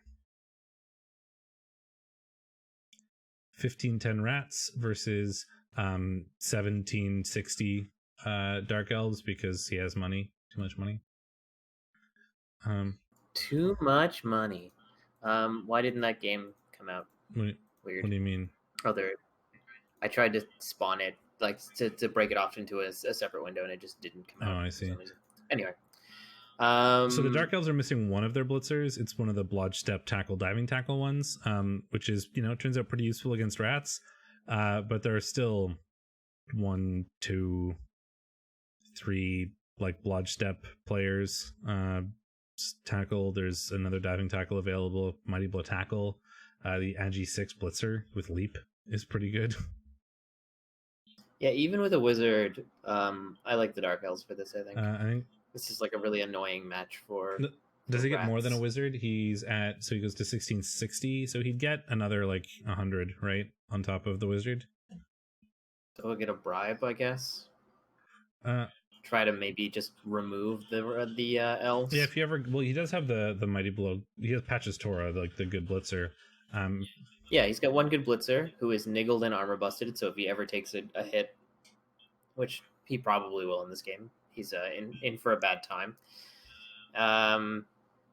Yeah, there's just like a lot of niggles, a lot of armor busts. I think I like the even it's rats with a wizard and a 1-turner, and I'm still feeling the Dark Elves. I agree. I mean, I think it's just a solid lineup of Dark Elves. It's gonna be hard for the rats to deal with. I mean, there's a ton of blodge, and he has 1 tackle. That's relevant. But this is like the definition of a game that could very easily go either way, depending on what happens early on, right? Like if something bad happens to some of those Dark Elves, or like sure, yeah, if the Dark Elves get removed, it could go badly. But or if we manage to get like a really good wizard or like a good 1-turn or something, like suddenly the Dark Elves could be in trouble. But yeah, I think most of the time it probably goes rats. Fall and Our Name is Legion. So Talk Show Terror and Here We Fall. 1650 Elves versus 18 something. 1880 Necro. So two. Yep. So Fall still has most of his team. He's down a catcher for this game. Necro are bigger, certainly killier, and are going to be trying to remove everything from the pitch. And they do have that very annoying Mighty Blow tackle blodge step wolf. Yeah, that will be very relevant, running around fucking things up. He's very relevant considering these are high elves. So the claw is actually super relevant. What do you think? I don't know. It's hard. Like elves, elves with a strength 4 agi 5 player, with a movement 9 player, a super thrower, right? Like the strong arm accurate thrower, and a wizard means like it's going to be impossible to stop them from scoring at least once. But like, given that the elves are going to score at least once, do you think the Necro can run with that and still win? And I feel like the answer might be yes. Like Necro are pretty good against high elves, I think. So I think I want to take the Necro, but this is going to be like a 3-2 game or like a 2-1, like something like that. Like I think it's going to be really hard for the Necro to stop the elves, but I think they still win. I think the elves. Okay. Battle Brothers and the Horn of Gorthank. It's Kelrick and I Shoot Blanks. I think Kelrick probably wins. I mean, the Chaos get a boatload of inducements, but yes, I think you are probably right. It especially matters for his playoff standing, so Kelrick is going to want to win this one. He's got a big bench, a lot of dodge, a lot of agi, and the Chaos have 2 warriors that are useful. Yeah, and one of them's even movement busted, and the other is armor busted, agi busted. So it's going to be pretty easy for Caloric to tie this team up. Sure, it's got a lot of kill, but Caloric's got a lot of players, so he's not too sad about losing some here and there. I mean, with even like Houndmaster Hobart, if he like just picks 2 Chaos Warriors and is like, here you go, those 2 Chaos Warriors are now mostly irrelevant. Caloric also has like 90k more than he should, so he can easily like buy a 4th blocker, and then he'll have 4, 8, 10, 12, 14, 15 players. Like, what are the Chaos going to do? You can't get through that much bench with that Chaos. I mean, like, he's going to get... You could even fire a Peasant and then hire a blocker and stay at a more reasonable 14, and then you're pretty happy. Yeah, they get like 500 TV or something silly in inducements, but Chaos inducements aren't incredible. And in the cases where they are good, they're good against other bash teams, right? Like it's okay to be down TV by a reasonable amount as like Nurgle or Chaos versus another punch team, because like Borak or the Minotaur are both pretty good and like trying to even up the strength disadvantage, but you don't have a strength disadvantage problem here. It's a different problem, and those guys don't fix that. Then we have Locus and Shooty in Orcs. Can I vote for the Claw team this time? I mean, you can if you want to. I didn't stop you before. No, but I want it to work. I believe in Locus's ability to claw palm his way to victory. I mean, that is like exactly what Locus does. I mean, having seen him play several times, he focuses. He's in second in the div. I can't. I know it's hard to predict against him. I mean, he's going up against a team that's sort of weak to removals in Orcs, and he is a coach that focuses very hard on getting removals. Like, he plays really removal heavy, like as a playstyle, and he's got a team built to do it.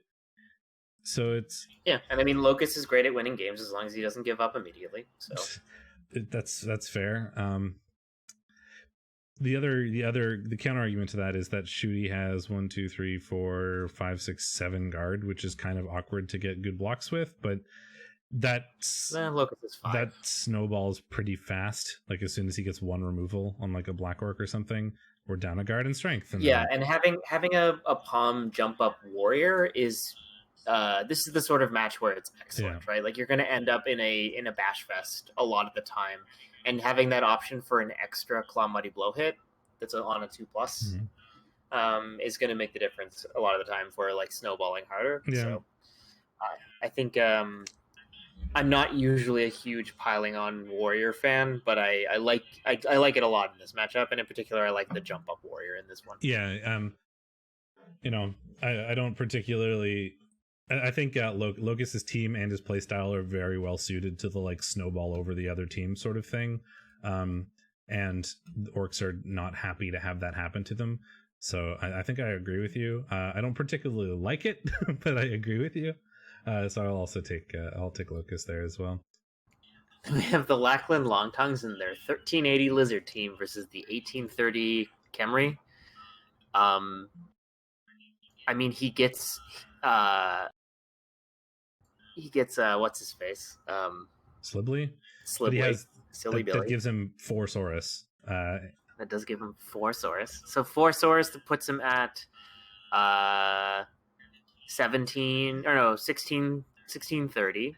So then he has 200k more. He could induce some more loners. So how much is Slibley?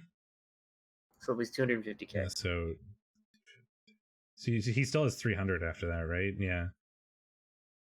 300 or 200? I think it's 200. Because he's at 1380, so he goes to yeah, you're right, 200.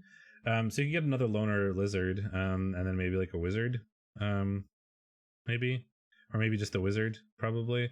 Like, I don't know. Like, you're never gonna match up to the Khemri on strength, given the fact that you are just down so many Saurus. But you do have like some ridiculous skinks that the Khemri are gonna have a hard time dealing with, because they have 2 movement 6 players or 1 movement 6 player with tackle. And you can just run away from the Tomb Guardians with skinks, and putting the ball on the floor is awkward for Khemri. So you score quick with your your skinks. You lightning bolt to stop them from scoring, hopefully win 1-0 kind of thing. Yeah, I think the Khemri are going to win too. Yeah, I mean, I don't think it's impossible for the lizards, but you're gonna have to play in a really weird way. I wouldn't be surprised to see Urs win. Every time I think Urs is going to lose, he wins, and I think that the mistake I made here is actually picking him for once, and then his team kind of. Yeah, it's just gonna be weird, right? Because he's not gonna have the Saurus to do anything, and it's especially problematic because you're up against a team with 4 strength 5 players and you have 4 strength 4 players, so that like standard lizard position the Saurus correctly game plan just goes at the window, right? You can't do that. But you'll have to play like a weird super stunty skink game, but Khemri are a team where that's actually pretty good to do it against. Like it's weird. It's really weird, right? Like I think that'd be interesting to watch. It's like on the one hand, you don't have any strength. On the other hand, relying on skinks is less bad against Khemri as it would be against some other teams. So that's kind of weird, but I think I'll take the Khemri there too. I can't. It's so hard to predict lizards when they have 4 Saurus. Atomics and CR Boys, Rowdy Rebel Rousers, and the CR Boys Nashville Nasty.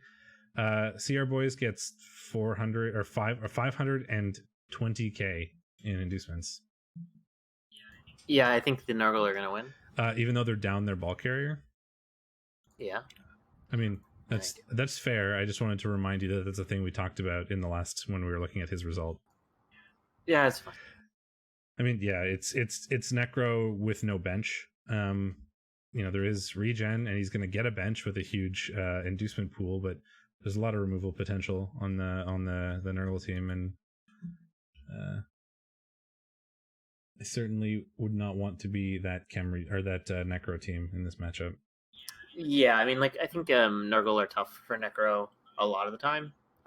They're the only team that can really outgrind you, and they will definitely do it. Like, they're going to be very in your face. They very much outstrength you. It's very awkward for you to try to keep from being too tied up against Nurgle. I've started putting together and sort of collecting a 40k Death Guard army, by the way, which are Nurgle. Also play in the same way, super grindy and like very durable, and I'm excited to actually have like Nurgle tabletop to match my. Do they have any fun splashy pieces? Anything exciting? Like, what do you mean? There's, I don't know, something big and fun, or some hero that is OP and excellent. I don't know. Mortarion, like they have a Primarch who's been turned into a demon, as like a big like centerpiece type piece. Like he's huge, and he's the one of the prime evils, as it were, right? Like in the 40k sort of universe. He's one of the original Primarchs who were the people that founded the Space Marine chapters, that turned to Chaos, along with like the other really big names you may have heard of, like Fulgrim or whatever, and Abaddon, stuff like that. Horus, like he's one of the really big original names, and he's been sort of turned into a demon, and there's a real model for him that you can play. He's a big ass scythe and like gross Nurgle wings. It's really cool. Is he like actually fieldable? Yes. He's very expensive and very big, like in points wise. I was gonna say, do you ever actually put him in any army, or is it stupid? You can, but it's one of those, you can end up doing that thing where it's like you make one like Death Star type unit, like you have Mortarion and like some of his special named bodyguard guys called Death Shroud Terminators, who are like his elite soldier bodyguard type people, and you get this like really, really stupid Death Star type unit that can kill pretty much anything it walks into, and is really, really hard to kill, and it buffs like all the little terrible zombies you have nearby. But that's like putting all your eggs in one basket kind of thing, right? You can have like one ultra unit, but that's all they can really do because it's so expensive and hard to build around. Fair. Anyway, we have Yield Guard and Tarot Alliance, Yeo and Slade the Black Mage. Man, it's going to be hard to not give this to Yeo, seeing what he did last week, right? Will that continue, the murderation? Yeah, and I mean, I think this is generally speaking a bad match for Chorfs. Yeah. Once again, Nurgle are going to do the same thing that you are, but better. Your sort of strength is going to be like the guard, Chorfs, and then Bull Centaurs being kind of annoying. The Bull Centaurs are grossly OP, not annoying, but yes, he does have the devil back, but he's missing the magician reversed, and another blocker died, So he's actually only has 4 Chorf blockers going into this. 2 of them are Claw Mighty Blow, and one of them is the Devil, who is ridiculous. And he gets 250k in inducements, 230 if Yayo drops his cash. I mean, the problem is he's going to be pretty aggressively outstrengthed, and he's even on guard with the Nurgle, which is not where you want to be, right? You want to outguard Nurgle all the time. Yep. I think the Nurgle probably. I think so, unless the Devil pops off like a goddamn hero, which is entirely possible. But I feel I would rather be the Nurgle than the Chorfs in this matchup. So then we can go to Div 1 and look at the results. Voltrex Vanguard and the Rat Bastards. We have Ramaset and Toast Guy. I predicted Ramaset, and you predicted Ramaset, and we were right. He won this 2-0. 2 Kaz taken by the Rats, 3 KOs versus just the 3 KOs taken by Ramaset. So out armor breaking, but it's not terribly surprising. There is a Mighty Blow tackle piling on who didn't do anything, which is a little bit surprising. John Oliver got an MVP and 2 completed passes to put him 2 SPP away from leveling, which is nice for the Rats. Huzzah. 1 completed pass and a touchdown for the thrower, 1 Kaz for the rookie blitzer, and a touchdown for the level 1 catcher. So some decent SPP for Ramaset. Unfortunately, the MVP went to a loner, which kind of sucks, but what can you do? He did take this down 2-0, managed to defend against the Rats. Yeah, good amount of punching on both sides, not really amounting to much. Some KOs, a single Kaz. Looks like a good, clean game that the Rats just couldn't take down. I thought that Ramaset was going to have an easy time here simply because of that excellent catcher, and I think he might have had the inducements. Yeah, I think so. No, they were dead even, right? So it was more about... Oh, they were dead even, so it was no inducements for the Rats was the kind of like turning point, I think. Yeah, and is nice as well. The lack of guard, not the lack of guard, but the fact that the elves outguard the Rats here is surprisingly relevant because it means a lot of the time they can punch back instead of just disengaging. It's not like the Rats outstrength you. Yeah, and then the catcher and the thrower are a pretty deadly combo. With he's got sure hands, blodge, and also to keep the ball safe, but also very good at just eating it with pass, safe throw, and accurate. And there's the Agi lineman who with wrestle is probably not irrelevant either at getting the ball off the Rats. Yeah, and no tackle sacker for the Rats means that they this Dauntless piece should probably have taken tackle. Riggin, one of these 2 should have tackle, but yeah. So. And then we had Ragedorf versus Grungy Desserts, and I know what happened here, and man, I feel bad for Unseen Walker. This is one of those games where you look at the dice log after, and then Nurgle had to roll single digits of dice, right? Yeah, 26 blocks into 17 breaks into 3 KOs and 4 Kaz, 7 Kaz sustained, so they just fouled a bunch. And it's very much the dice log that's like, they made 1 GFI and 3 pickups and 0 passes and 0 dodges. They just had to roll 0 dice to do anything, which is how you want to play. Hey, look, 1 more niggle for the pile. And Unseen Walker's team is more permed than not now. It is very much the not for science of I guess this is also Div 1, but yeah. It's starting to look like Not for Science's team did once upon a time. So I don't know. I don't know if it's quite time to throw in the towel, but it is getting real sketchy. You're kind of running out of the dwarf strength, which is that they're durable because everybody is nickeled and armor busted. There's a clip on Unseen Walker's stream right now, I think, of the end of this game where the dice log is like 6 lines and just shows 100% for everything for Grungy Desserts because he rolled 1 GFI and 3 pickups and other than that, just beat the hell out of everybody. So it's just 100% dodges, 100% GFIs, 100% pickups, right? Because he didn't make any. So it's you just remove all the dwarves, and the dwarves can't do anything, and then you just score on whoever you want. So it sucks so badly for Unseen Walker because that's going to be one of those frustrating games where you feel like you can't do anything. He also got 0 armor breaks. 0 armor breaks. I do see that. Yeah, 15 blocks into 0 breaks.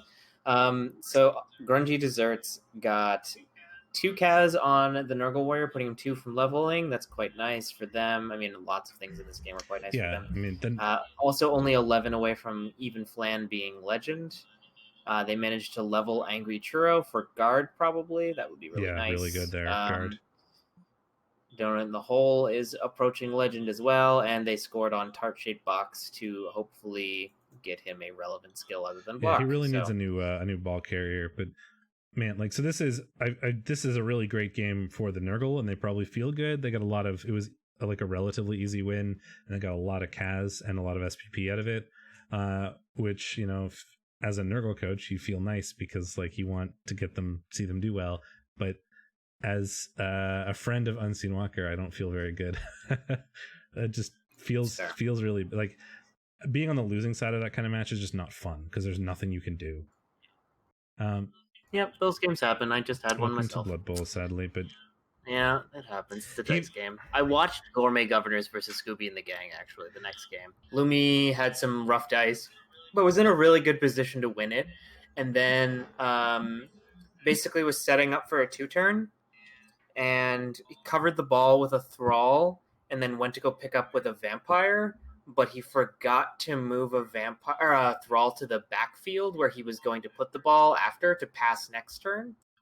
So forgot to do that before he attempted the pickup.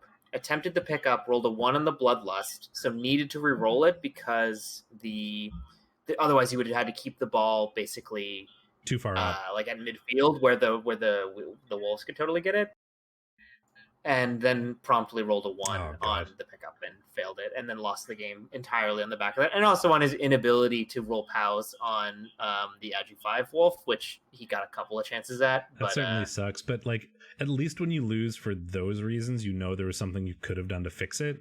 Oh yeah, I mean, and right away Lumi was like, "I totally fucked that up. Like, this should have been here. I should have done this. Like, I ordered this turn badly and losing this game because of it. Like, also because no POWs. Like, it was not unsalvageable from that point, but it put him in a really tough. In some ways, that feels bad because he's like, "Oh damn it, I probably could have won this if I didn't screw up." But on the other hand, it feels better than losing in other ways because you could have just fixed it if you had played differently. Whereas in like the Unseen Walker game, there's just nothing you can do. So like that just feels extra bad because you couldn't have fixed it. Like even in that game where like my game this week where I failed utterly at killing Chorfs, like some part of me was like, all right, even though I had easy blocks on these Chorfs, maybe I shouldn't have committed that hard to a line of stand firm pieces. And like maybe I should think about like what will happen if I fail all these blocks next time. So like it's good to take away things even if it was unfortunate dice. Unfortunately, 2 of the touchdowns coming on Legend Wolves for Travel Scrabble. So he won, but he didn't really get as. I mean, this team is doomed to be tall. That's very true. Like he's got to rely on those players, so he's going to get stuff done with those players, and then they're not. The SVP is wasted. By the way, the MVP went to the niggled already Legend Troll Slayer for Unseen Walker, so he didn't even get any useful SVP out of it, like 0. Yeah, very unfortunate. Yeah. All right. Well, let's not wallow on that one. I just wanted to point it out because it's been on my mind since we looked at it, and I wanted to mention it before it burned a hole in my brain. Dazed and Confused versus Phyllis Quetzalcoatl. Acropolis versus didn't get played, it looked like. Correct. I was looking at this one earlier, and it hadn't been played, and I was wondering what the deal was, and I saw a result here, so I just clicked on it, but it looks like it just was not played, presumably due to some scheduling failure or whatever, and it was more Not for Science's fault than Acropolis because the win went to Dazed and Confused rather than it being a tie. Then we had Bogue Bombers versus Dreams of Golden Streams. Did you play? Then why does this not show up as any results? Did it like literally just happened? Oh, he DC'd. Oh, so Not for Science DC'd on turn 14. So is what Acropolis is telling me. Do you want to give me and the game was already relatively in your favor, so they just rather than replaying anything, they admined it for you? Is I assume what would have happened there? Oh, I see. They hadn't admined it yet when we started casting. I see. Well, anyway, we don't need to leave. We can see what happened later. And then in the biggest game of last week, and one we considered watching, but we had watched B-Dog the week before. Well, so. Acropolis is just telling us what happened. So he was up 1-0 and had taken the ball, and Not for Science had 4 players left. So Acropolis was going to win that game, and then Not for Science DC'd. Not for Science was 100%. Yeah. Anyway, he needs B-Dog and Superfed, very relevant because first and second place, or at the time, I don't know if it's first and second place, but they're very close in the standings. So this is super relevant for both coaches, like a big match for standing purposes. Yep, and Fed got the crap kicked out of him. 11 removals, failed Wizard, I heard.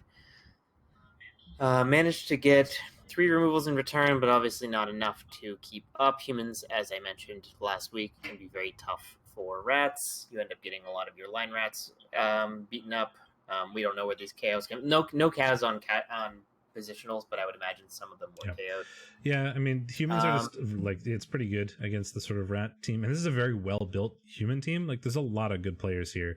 Dedicated killer. You got some supporty pieces. Really nice scoring threat catcher. A lot of guard. It's a well built human team. It's a human team in Div 1, which is pretty impressive. B-Dog is doing really well this season. Yep, he lost a blitzer, but he can now afford to get it back, I think. No, he only has 50k, so no, he can't be quite, but still a good result to level Fudge, to get a new skill on him, and to level Rookie Catcher to kind of replenish a bit of the damage he's taken in the last few days, or last few weeks. From my understanding, a failed wizard into suddenly removing all of the rats after the failed wizard. 9 fouls, 1 send off is always fun. Is the story of this game. I mean, Superfed scored, B-Dog scored. We're 1-1. Superfed tries to turn over with a wizard. Wizard fails. Humans make all the rats into small amounts of rat paste, and then humans win. I think is the long and short of this game. And then in an utter surprise, Chuck didn't lose to Agi. He did. Fudge the ogre did level, so we got a chance for a block ogre. I said that, which is kind of cool. I missed that because I wasn't listening to you. Firm though, spoilers. Okay. And then wrestle on the catcher. A potato was never punished to Superfed in the B-Dog Superfed game. Sometimes potatoes work out, It's worth noting, I think we both predicted Superfed for that one and just cursed him. So yeah, I remember I talked about B-Dog a lot, and I was like, I want to take B-Dog here, but I just feel like it's Fed's game. And then we were like, if that isn't the biggest Fed curse I've ever heard, I don't know what is. And then he immediately failed the wizard. So I think he can thoroughly blame you for this one. Oh, this was you. You did the Fed. Oh, well, cursing. He can Why do you keep rewriting this? Well, I said it in the intro. I said you were the one who cursed him. In the intro, I said I was the one who cursed him, and then you said no. No, you accused... God damn it, your brain. You said that Fed accused you of cursing him, and I was like, no, I'm the one who I said you accused me of cursing him, and then you said no. I'm going to get a clip. I'm going to get a fucking clip. This is recorded. I can go look at it if you want right now. Anyway, this is irrelevant. We both predicted Super Base for this one, but they tied. 1-1. Yeah. Dead meat leveled is nice. He can get stand firm finally on that strength 5 piece. 41 blocks to 22. Right? The Chaos getting a lot of blocks out of this, which is sort of what you expect. Well, you don't normally expect that many blocks against elves because they usually. That's true, but I mean a lot more for the Chaos is what my brain was thinking there. But you're right in that's probably a lot for an elf game. In particular, pro elf or only turned into 2 KAs, but they did turn into 4 KOs. So if that was on Big Chuck's drive and he went second, it was probably pretty easy for him to score, but not easy for him to win. And if Superbase managed to stall long enough in his drive, that kind of explains the 1-1 there, because Big Chuck was incapable of 2-1 grinding it. But you're right, the level on Dead Meat is a big deal. Even got his touchdown on the Rookie Warrior, so that's really nice. One more and he can have no Rookie Warriors, which is a big deal. Yeah, because Chuck's team just once again got decimated. So yep, it's a theme with him, it seems. Yep, decent recovery game though. And then finally, we have a Bull Canoe versus Beard to Death. Mongoose is loose versus Larkstar, and it looks like Mongoose managed to win despite getting the utter crap kicked out of him. I took Bull Canoe or Volcano, and you took Beard to Death for some reason. Oh, I gotta stop. voting for Larkstar. Larkstar did punch the living he hell got out of 51 the blocks to 25, like literally double. Yeah. I mean, there's certainly some frenzy in there, but 4 does not. Some shenanigans came into play here. All 4 Kaz were on blockers, including an armor bust on a guard, 2 MNGs, and a badly hurt. Whoever's playing Bull Canoe next week is going to be real. So Mongoose says Lark played bizarrely, and I feel like that is not bizarre for Larkstar. Larkstar playing weird is not weird. It's very Larkstar. Yes. But he literally doubled the number of blocks, but similar number of armor breaks. I mean, the Norse are armor 7, and there's a bunch of Mighty Blow for the Chorfs, and the Chorfs are all armor 9. That's not like unreasonable, but that's quite a stat right there. But you're right. Yeah, 4 blockers out is huge. I mean, apparently it's super fed, and that means he doesn't get a wizard. So it's not actually as bad as it would be in most games to be down 3 blockers here.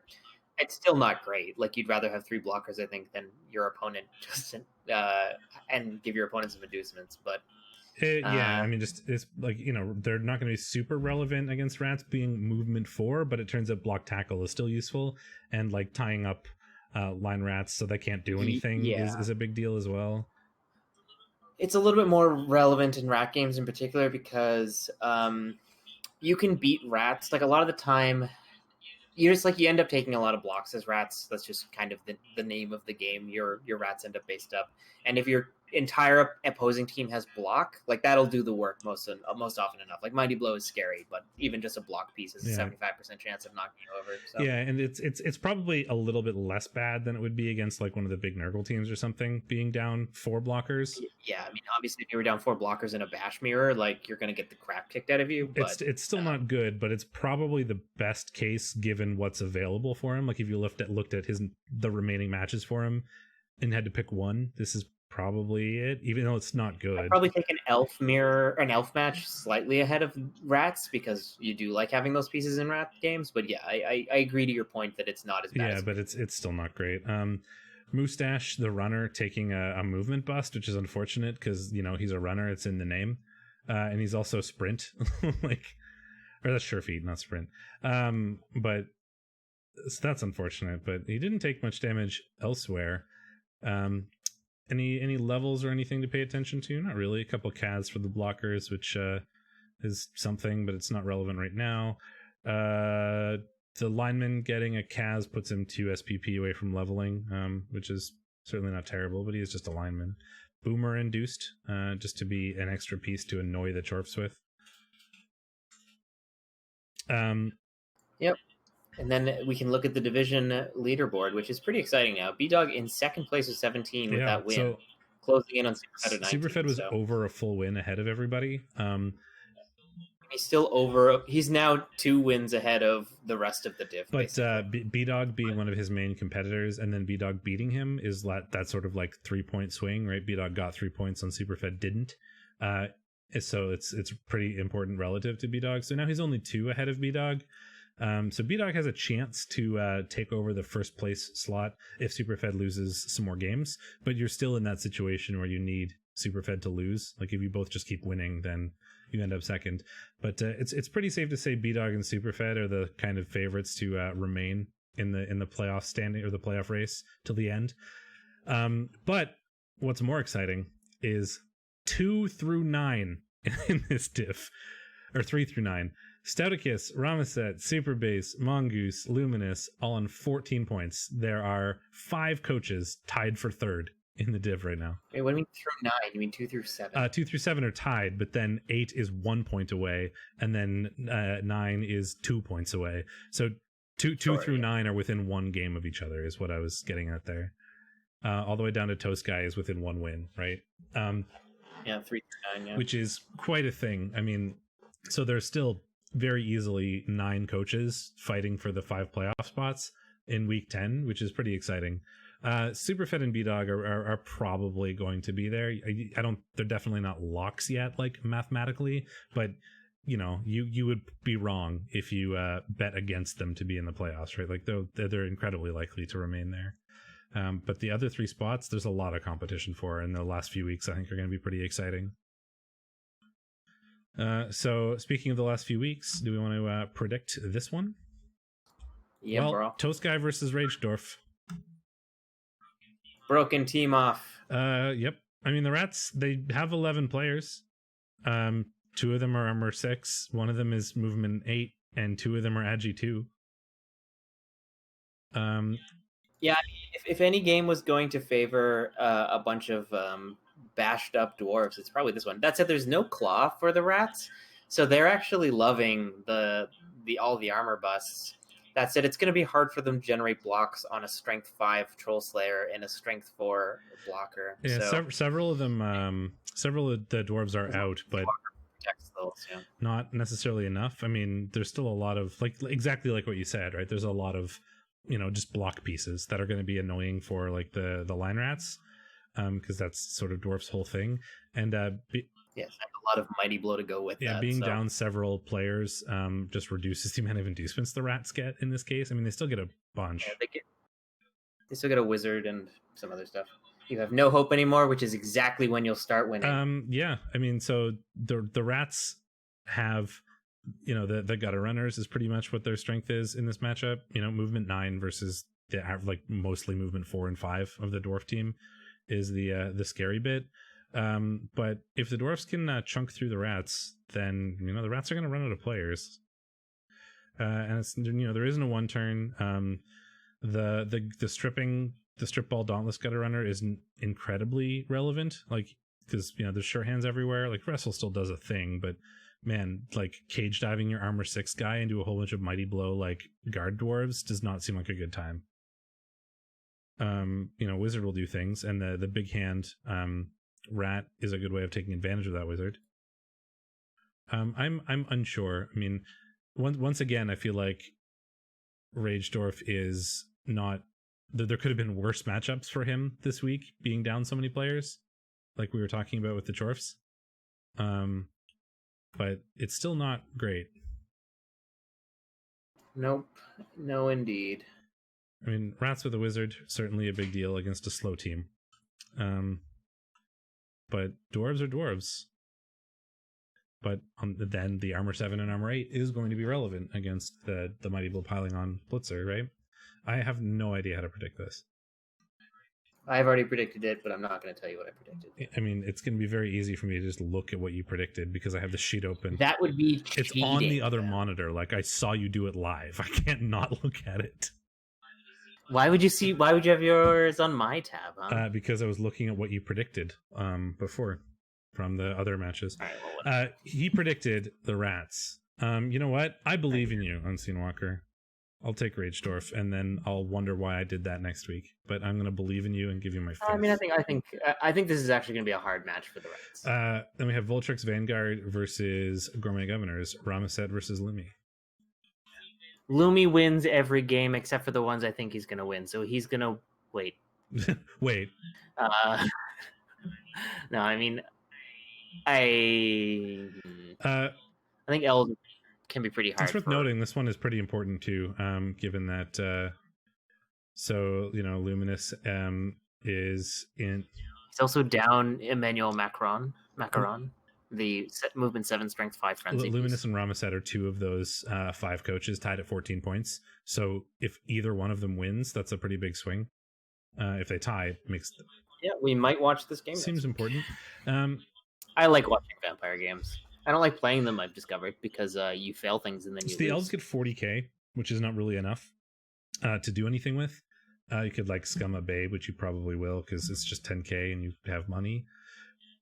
Yeah, and Lumi's going to foul you. But it means you're not going to have a bench or anything. Less important against vampires, especially since... Oh, the vamps are going to stomp on your neck, so there's that. But yeah, there's no dirty player, so the odds of this being a big removal game is pretty low. There's only 4 dodge, which is good because Lumi has 0 tackle. Every time I say that, Lumi beats the elves. So I'm just going to go ahead and vote for Lumi.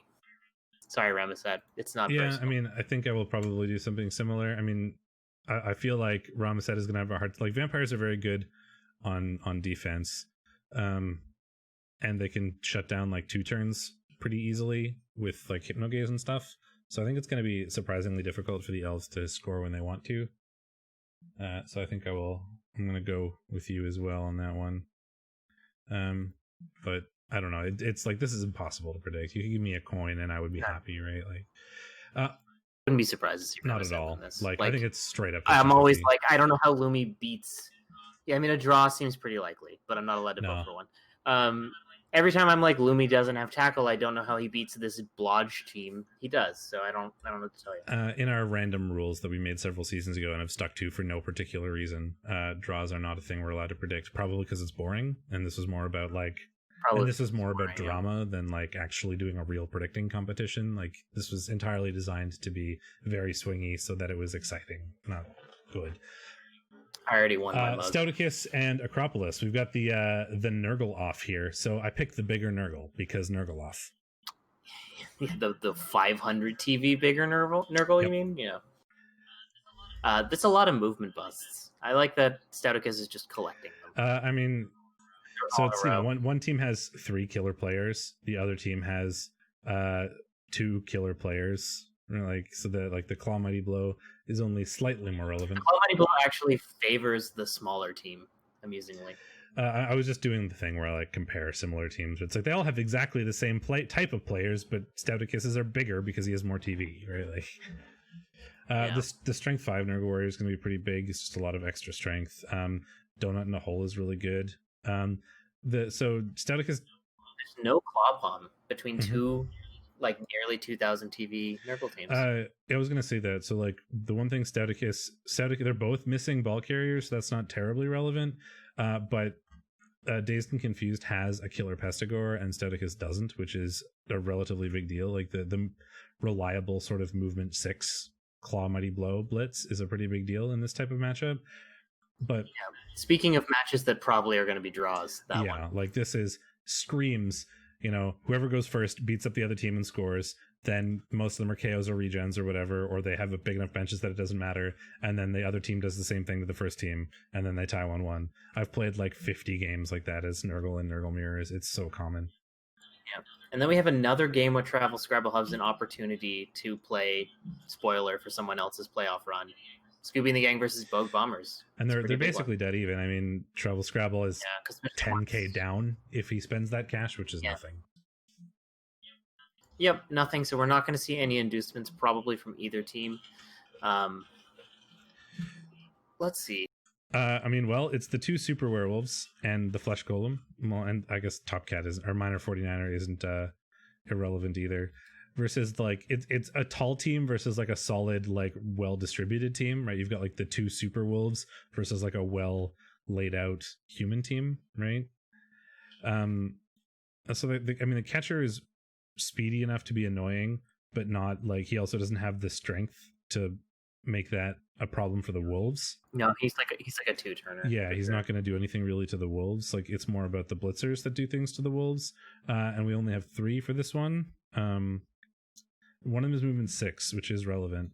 It's relevant, but it's not the Palmer.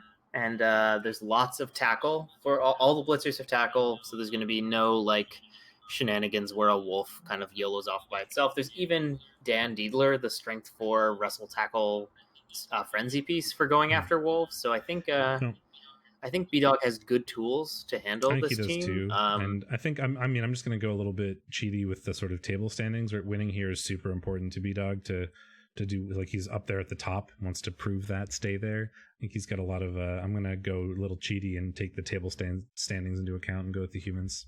Well, the other thing there though is the humans have no bench. 5, 6, 7, 8, 9, 10, 11, 12, and the wolf or the Necro have 1. It's not a defined game by any metric. Like, this is another really close one where I think like Travel Scrabble's a really good coach, and he has really good pieces to do really good things with, like the 2 werewolves and the white. It's hard to predict against him, and you know, Necro versus humans is generally not bad for the Necro by any stretch. But this is a solid human team that's doing very well. So like, there's a lot of balances on both sides there, right? That makes it really hard for me to choose. So I'm gonna just rely on straight up table standings and take the humans. Fair. Do you have a choice? I picked Scooby and the Gang. Not for science. I don't like having points. Oh, your screen's orange. Oh, is again. it? Okay. It's not for me. 1 sec. I will fix that. I'm just going to put up my away screen for a second so I don't like show all my desktop and that kind of stuff.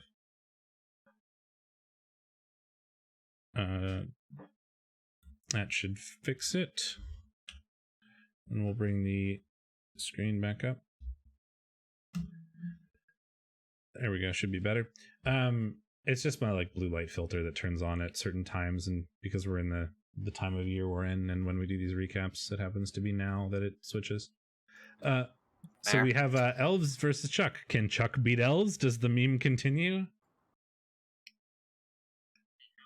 Wait, how is his team only 13-10? Is it not? Are MNGs not showing up? They must be. There's no way this is a 13-10 No, team. there's got to be something weird going on. Be with the. I'll look at it in client. Yeah, look at it in client and report back. There's got to be something weird going on with REBBL because of the. It's probably because of the admin having game. not been processed through REBBL.net yet or whatever. Because apparently the admin game in game hadn't been processed until after we started the recap anyway. So there hasn't been a whole lot of time for it to catch up. And it's like, I don't know how they're going to deal with that because like certain players were probably MNG and they needed to like reapply those or whatever because of the DC. In the meantime, I will look at Big Chuck, who's 1790. 2 solid warriors, 2 relatively rookie warriors. He's got a really good sacker piece in Twisted Fate with Wrestle, Tackle, Dodge, 2 heads. And his ball carrier is super relevant now as well, being having picked up block. So that he's sure hand strength 4 block. Not only is that hard to sack, also it's pretty difficult to stop him from blitzing through things with strength 5 on the blitz. If you're just trying to get in his way, or if you're in that weird situation where you have to blitz yourself free to score or whatever, as so often happens with like Chaos or Nurgle, he's very good at that. 12 players, so he's got 1 bench of Chaos Beastmen. Yeah, Not for Science is 21-10, which makes a lot more sense. So are they missing any players or anything? Nope, 13, actually. Okay, so Big Chuck is going to get... He's hired a new person. 320? Even. Like, Big Chuck gets 320 is 1,800 Chaos? That's pretty crazy. That is pretty crazy. I think Not for Science wins, as long as he plays the game. Yes, that's a fair assessment. And there's a lot of blodge, a lot of dodge, which is annoying. He's not going to be able to do much with like his standard wrestle leap sack sort of thing because of the really good ball carriers that Chuck has. Oh no, he'll have to rely on one turning. I mean, that's probably fair. And he has the bench to protect the one turner for a while against the Chaos too, I think. So that's probably a thing that puts it in favor of the High Elves for me. Yeah, and then I think that beats Mongoose probably. Then yeah, Dreams of Golden Streams versus Volcano. Fed is actually up TV against the Chorfs, which is weird. But it's because we're missing like 4 Chorf blockers, as we saw. But that's probably not a situation he's used to being in, being like a 1600 TV team in Div 1. That's a good thing not to be used to because Chorfs have terrible inducements. Yeah, well, so. I mean, I'm just saying like Fed plays like, inducement rats. Like not all the time, but that's most of his games this season he's been the underdog. I think that's a fair statement. So he's got a lot of experience playing that way, and suddenly switching gears might be a little awkward. But being up TV rats against Chaos Dwarfs is certainly not a bad place to be because Chaos Dwarf inducements are not particularly exciting, as you mentioned. Being down the blockers is a pretty big deal. He does have a ball carrier, Hobgoblin. And the 2 blockers he does have are nice sort of removal pieces, but there's only 2 of them, and they're movement 4 and movement 5. The rats just kind of run away, and as long as they don't get locked up on a bunch of block players, which they can't because there aren't very many, they should be all right. Hey, Dragon King.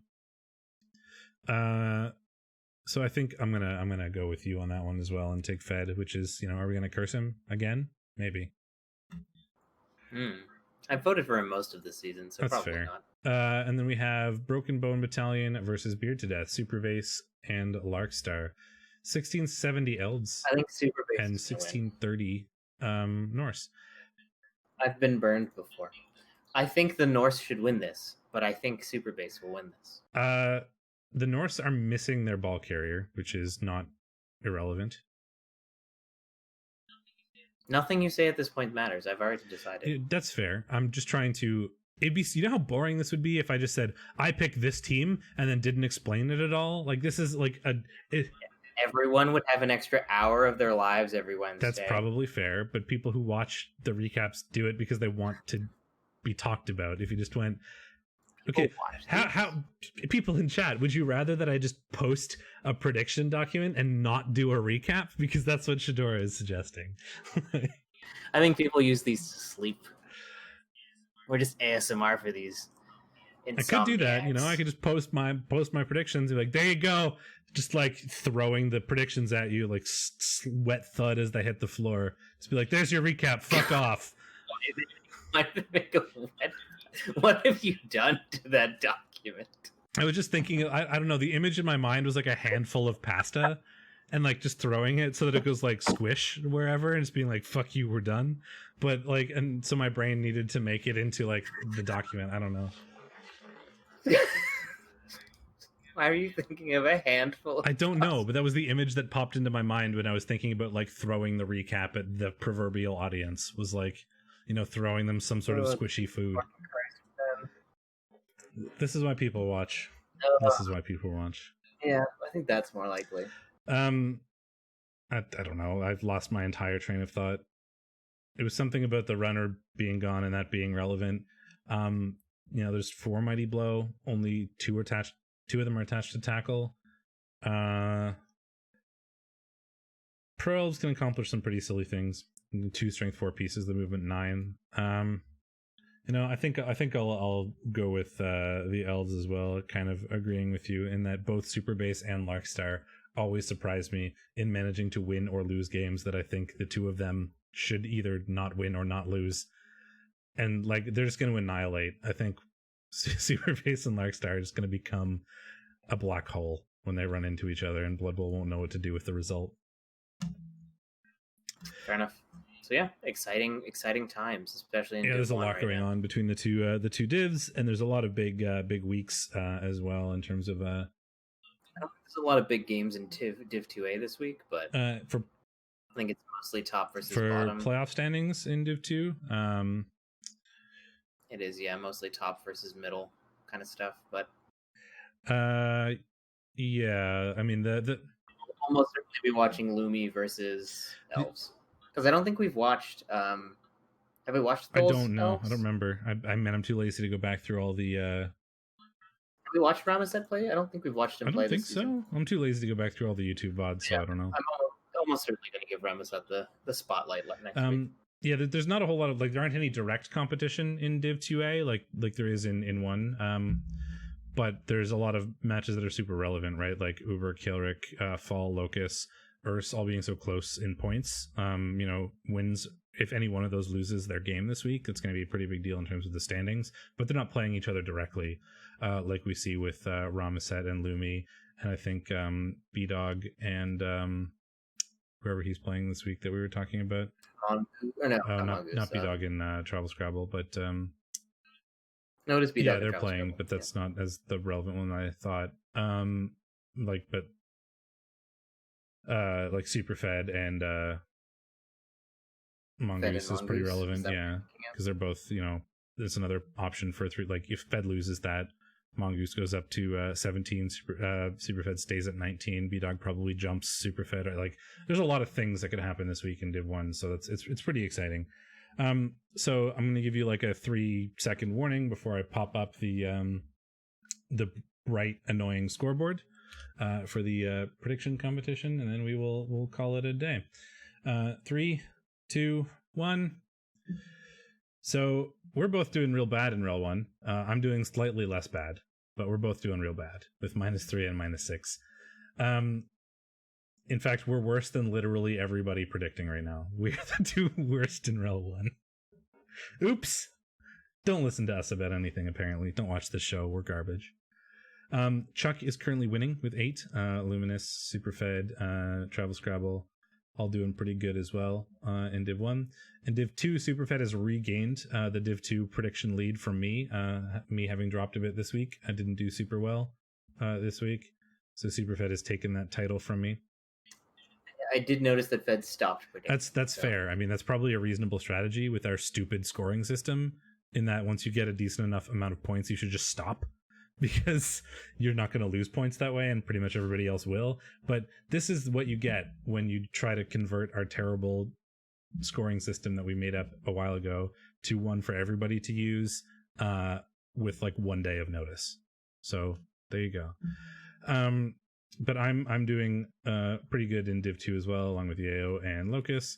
And then overall, that puts Superfed like real solidly in the lead for the predictions. So he should just stop predicting and he'll probably win. But Locus, Yayo, Luminous, Unseen Walker doing pretty well. And what's more important is that I'm now beating you significantly. It's gonna take it's an even season, so we're gonna we just flip back and forth every season. It's an even season, so it's my turn. Next season you'll win. It's just how it goes. So I will bring up the title screen, drop that down. That's gonna be us. We are done. Thanks for hanging out for week 10, everybody. We will be back next week on Wednesday for week 11, and we'll see the results of what's going on with Div 1. I'm excited to see that shake out over the next 3 weeks or so. It'll be really interesting to see that fight for the playoff spots. We will see you next Wednesday, and until then, I'm in Steakmittens, and I will see you folks then.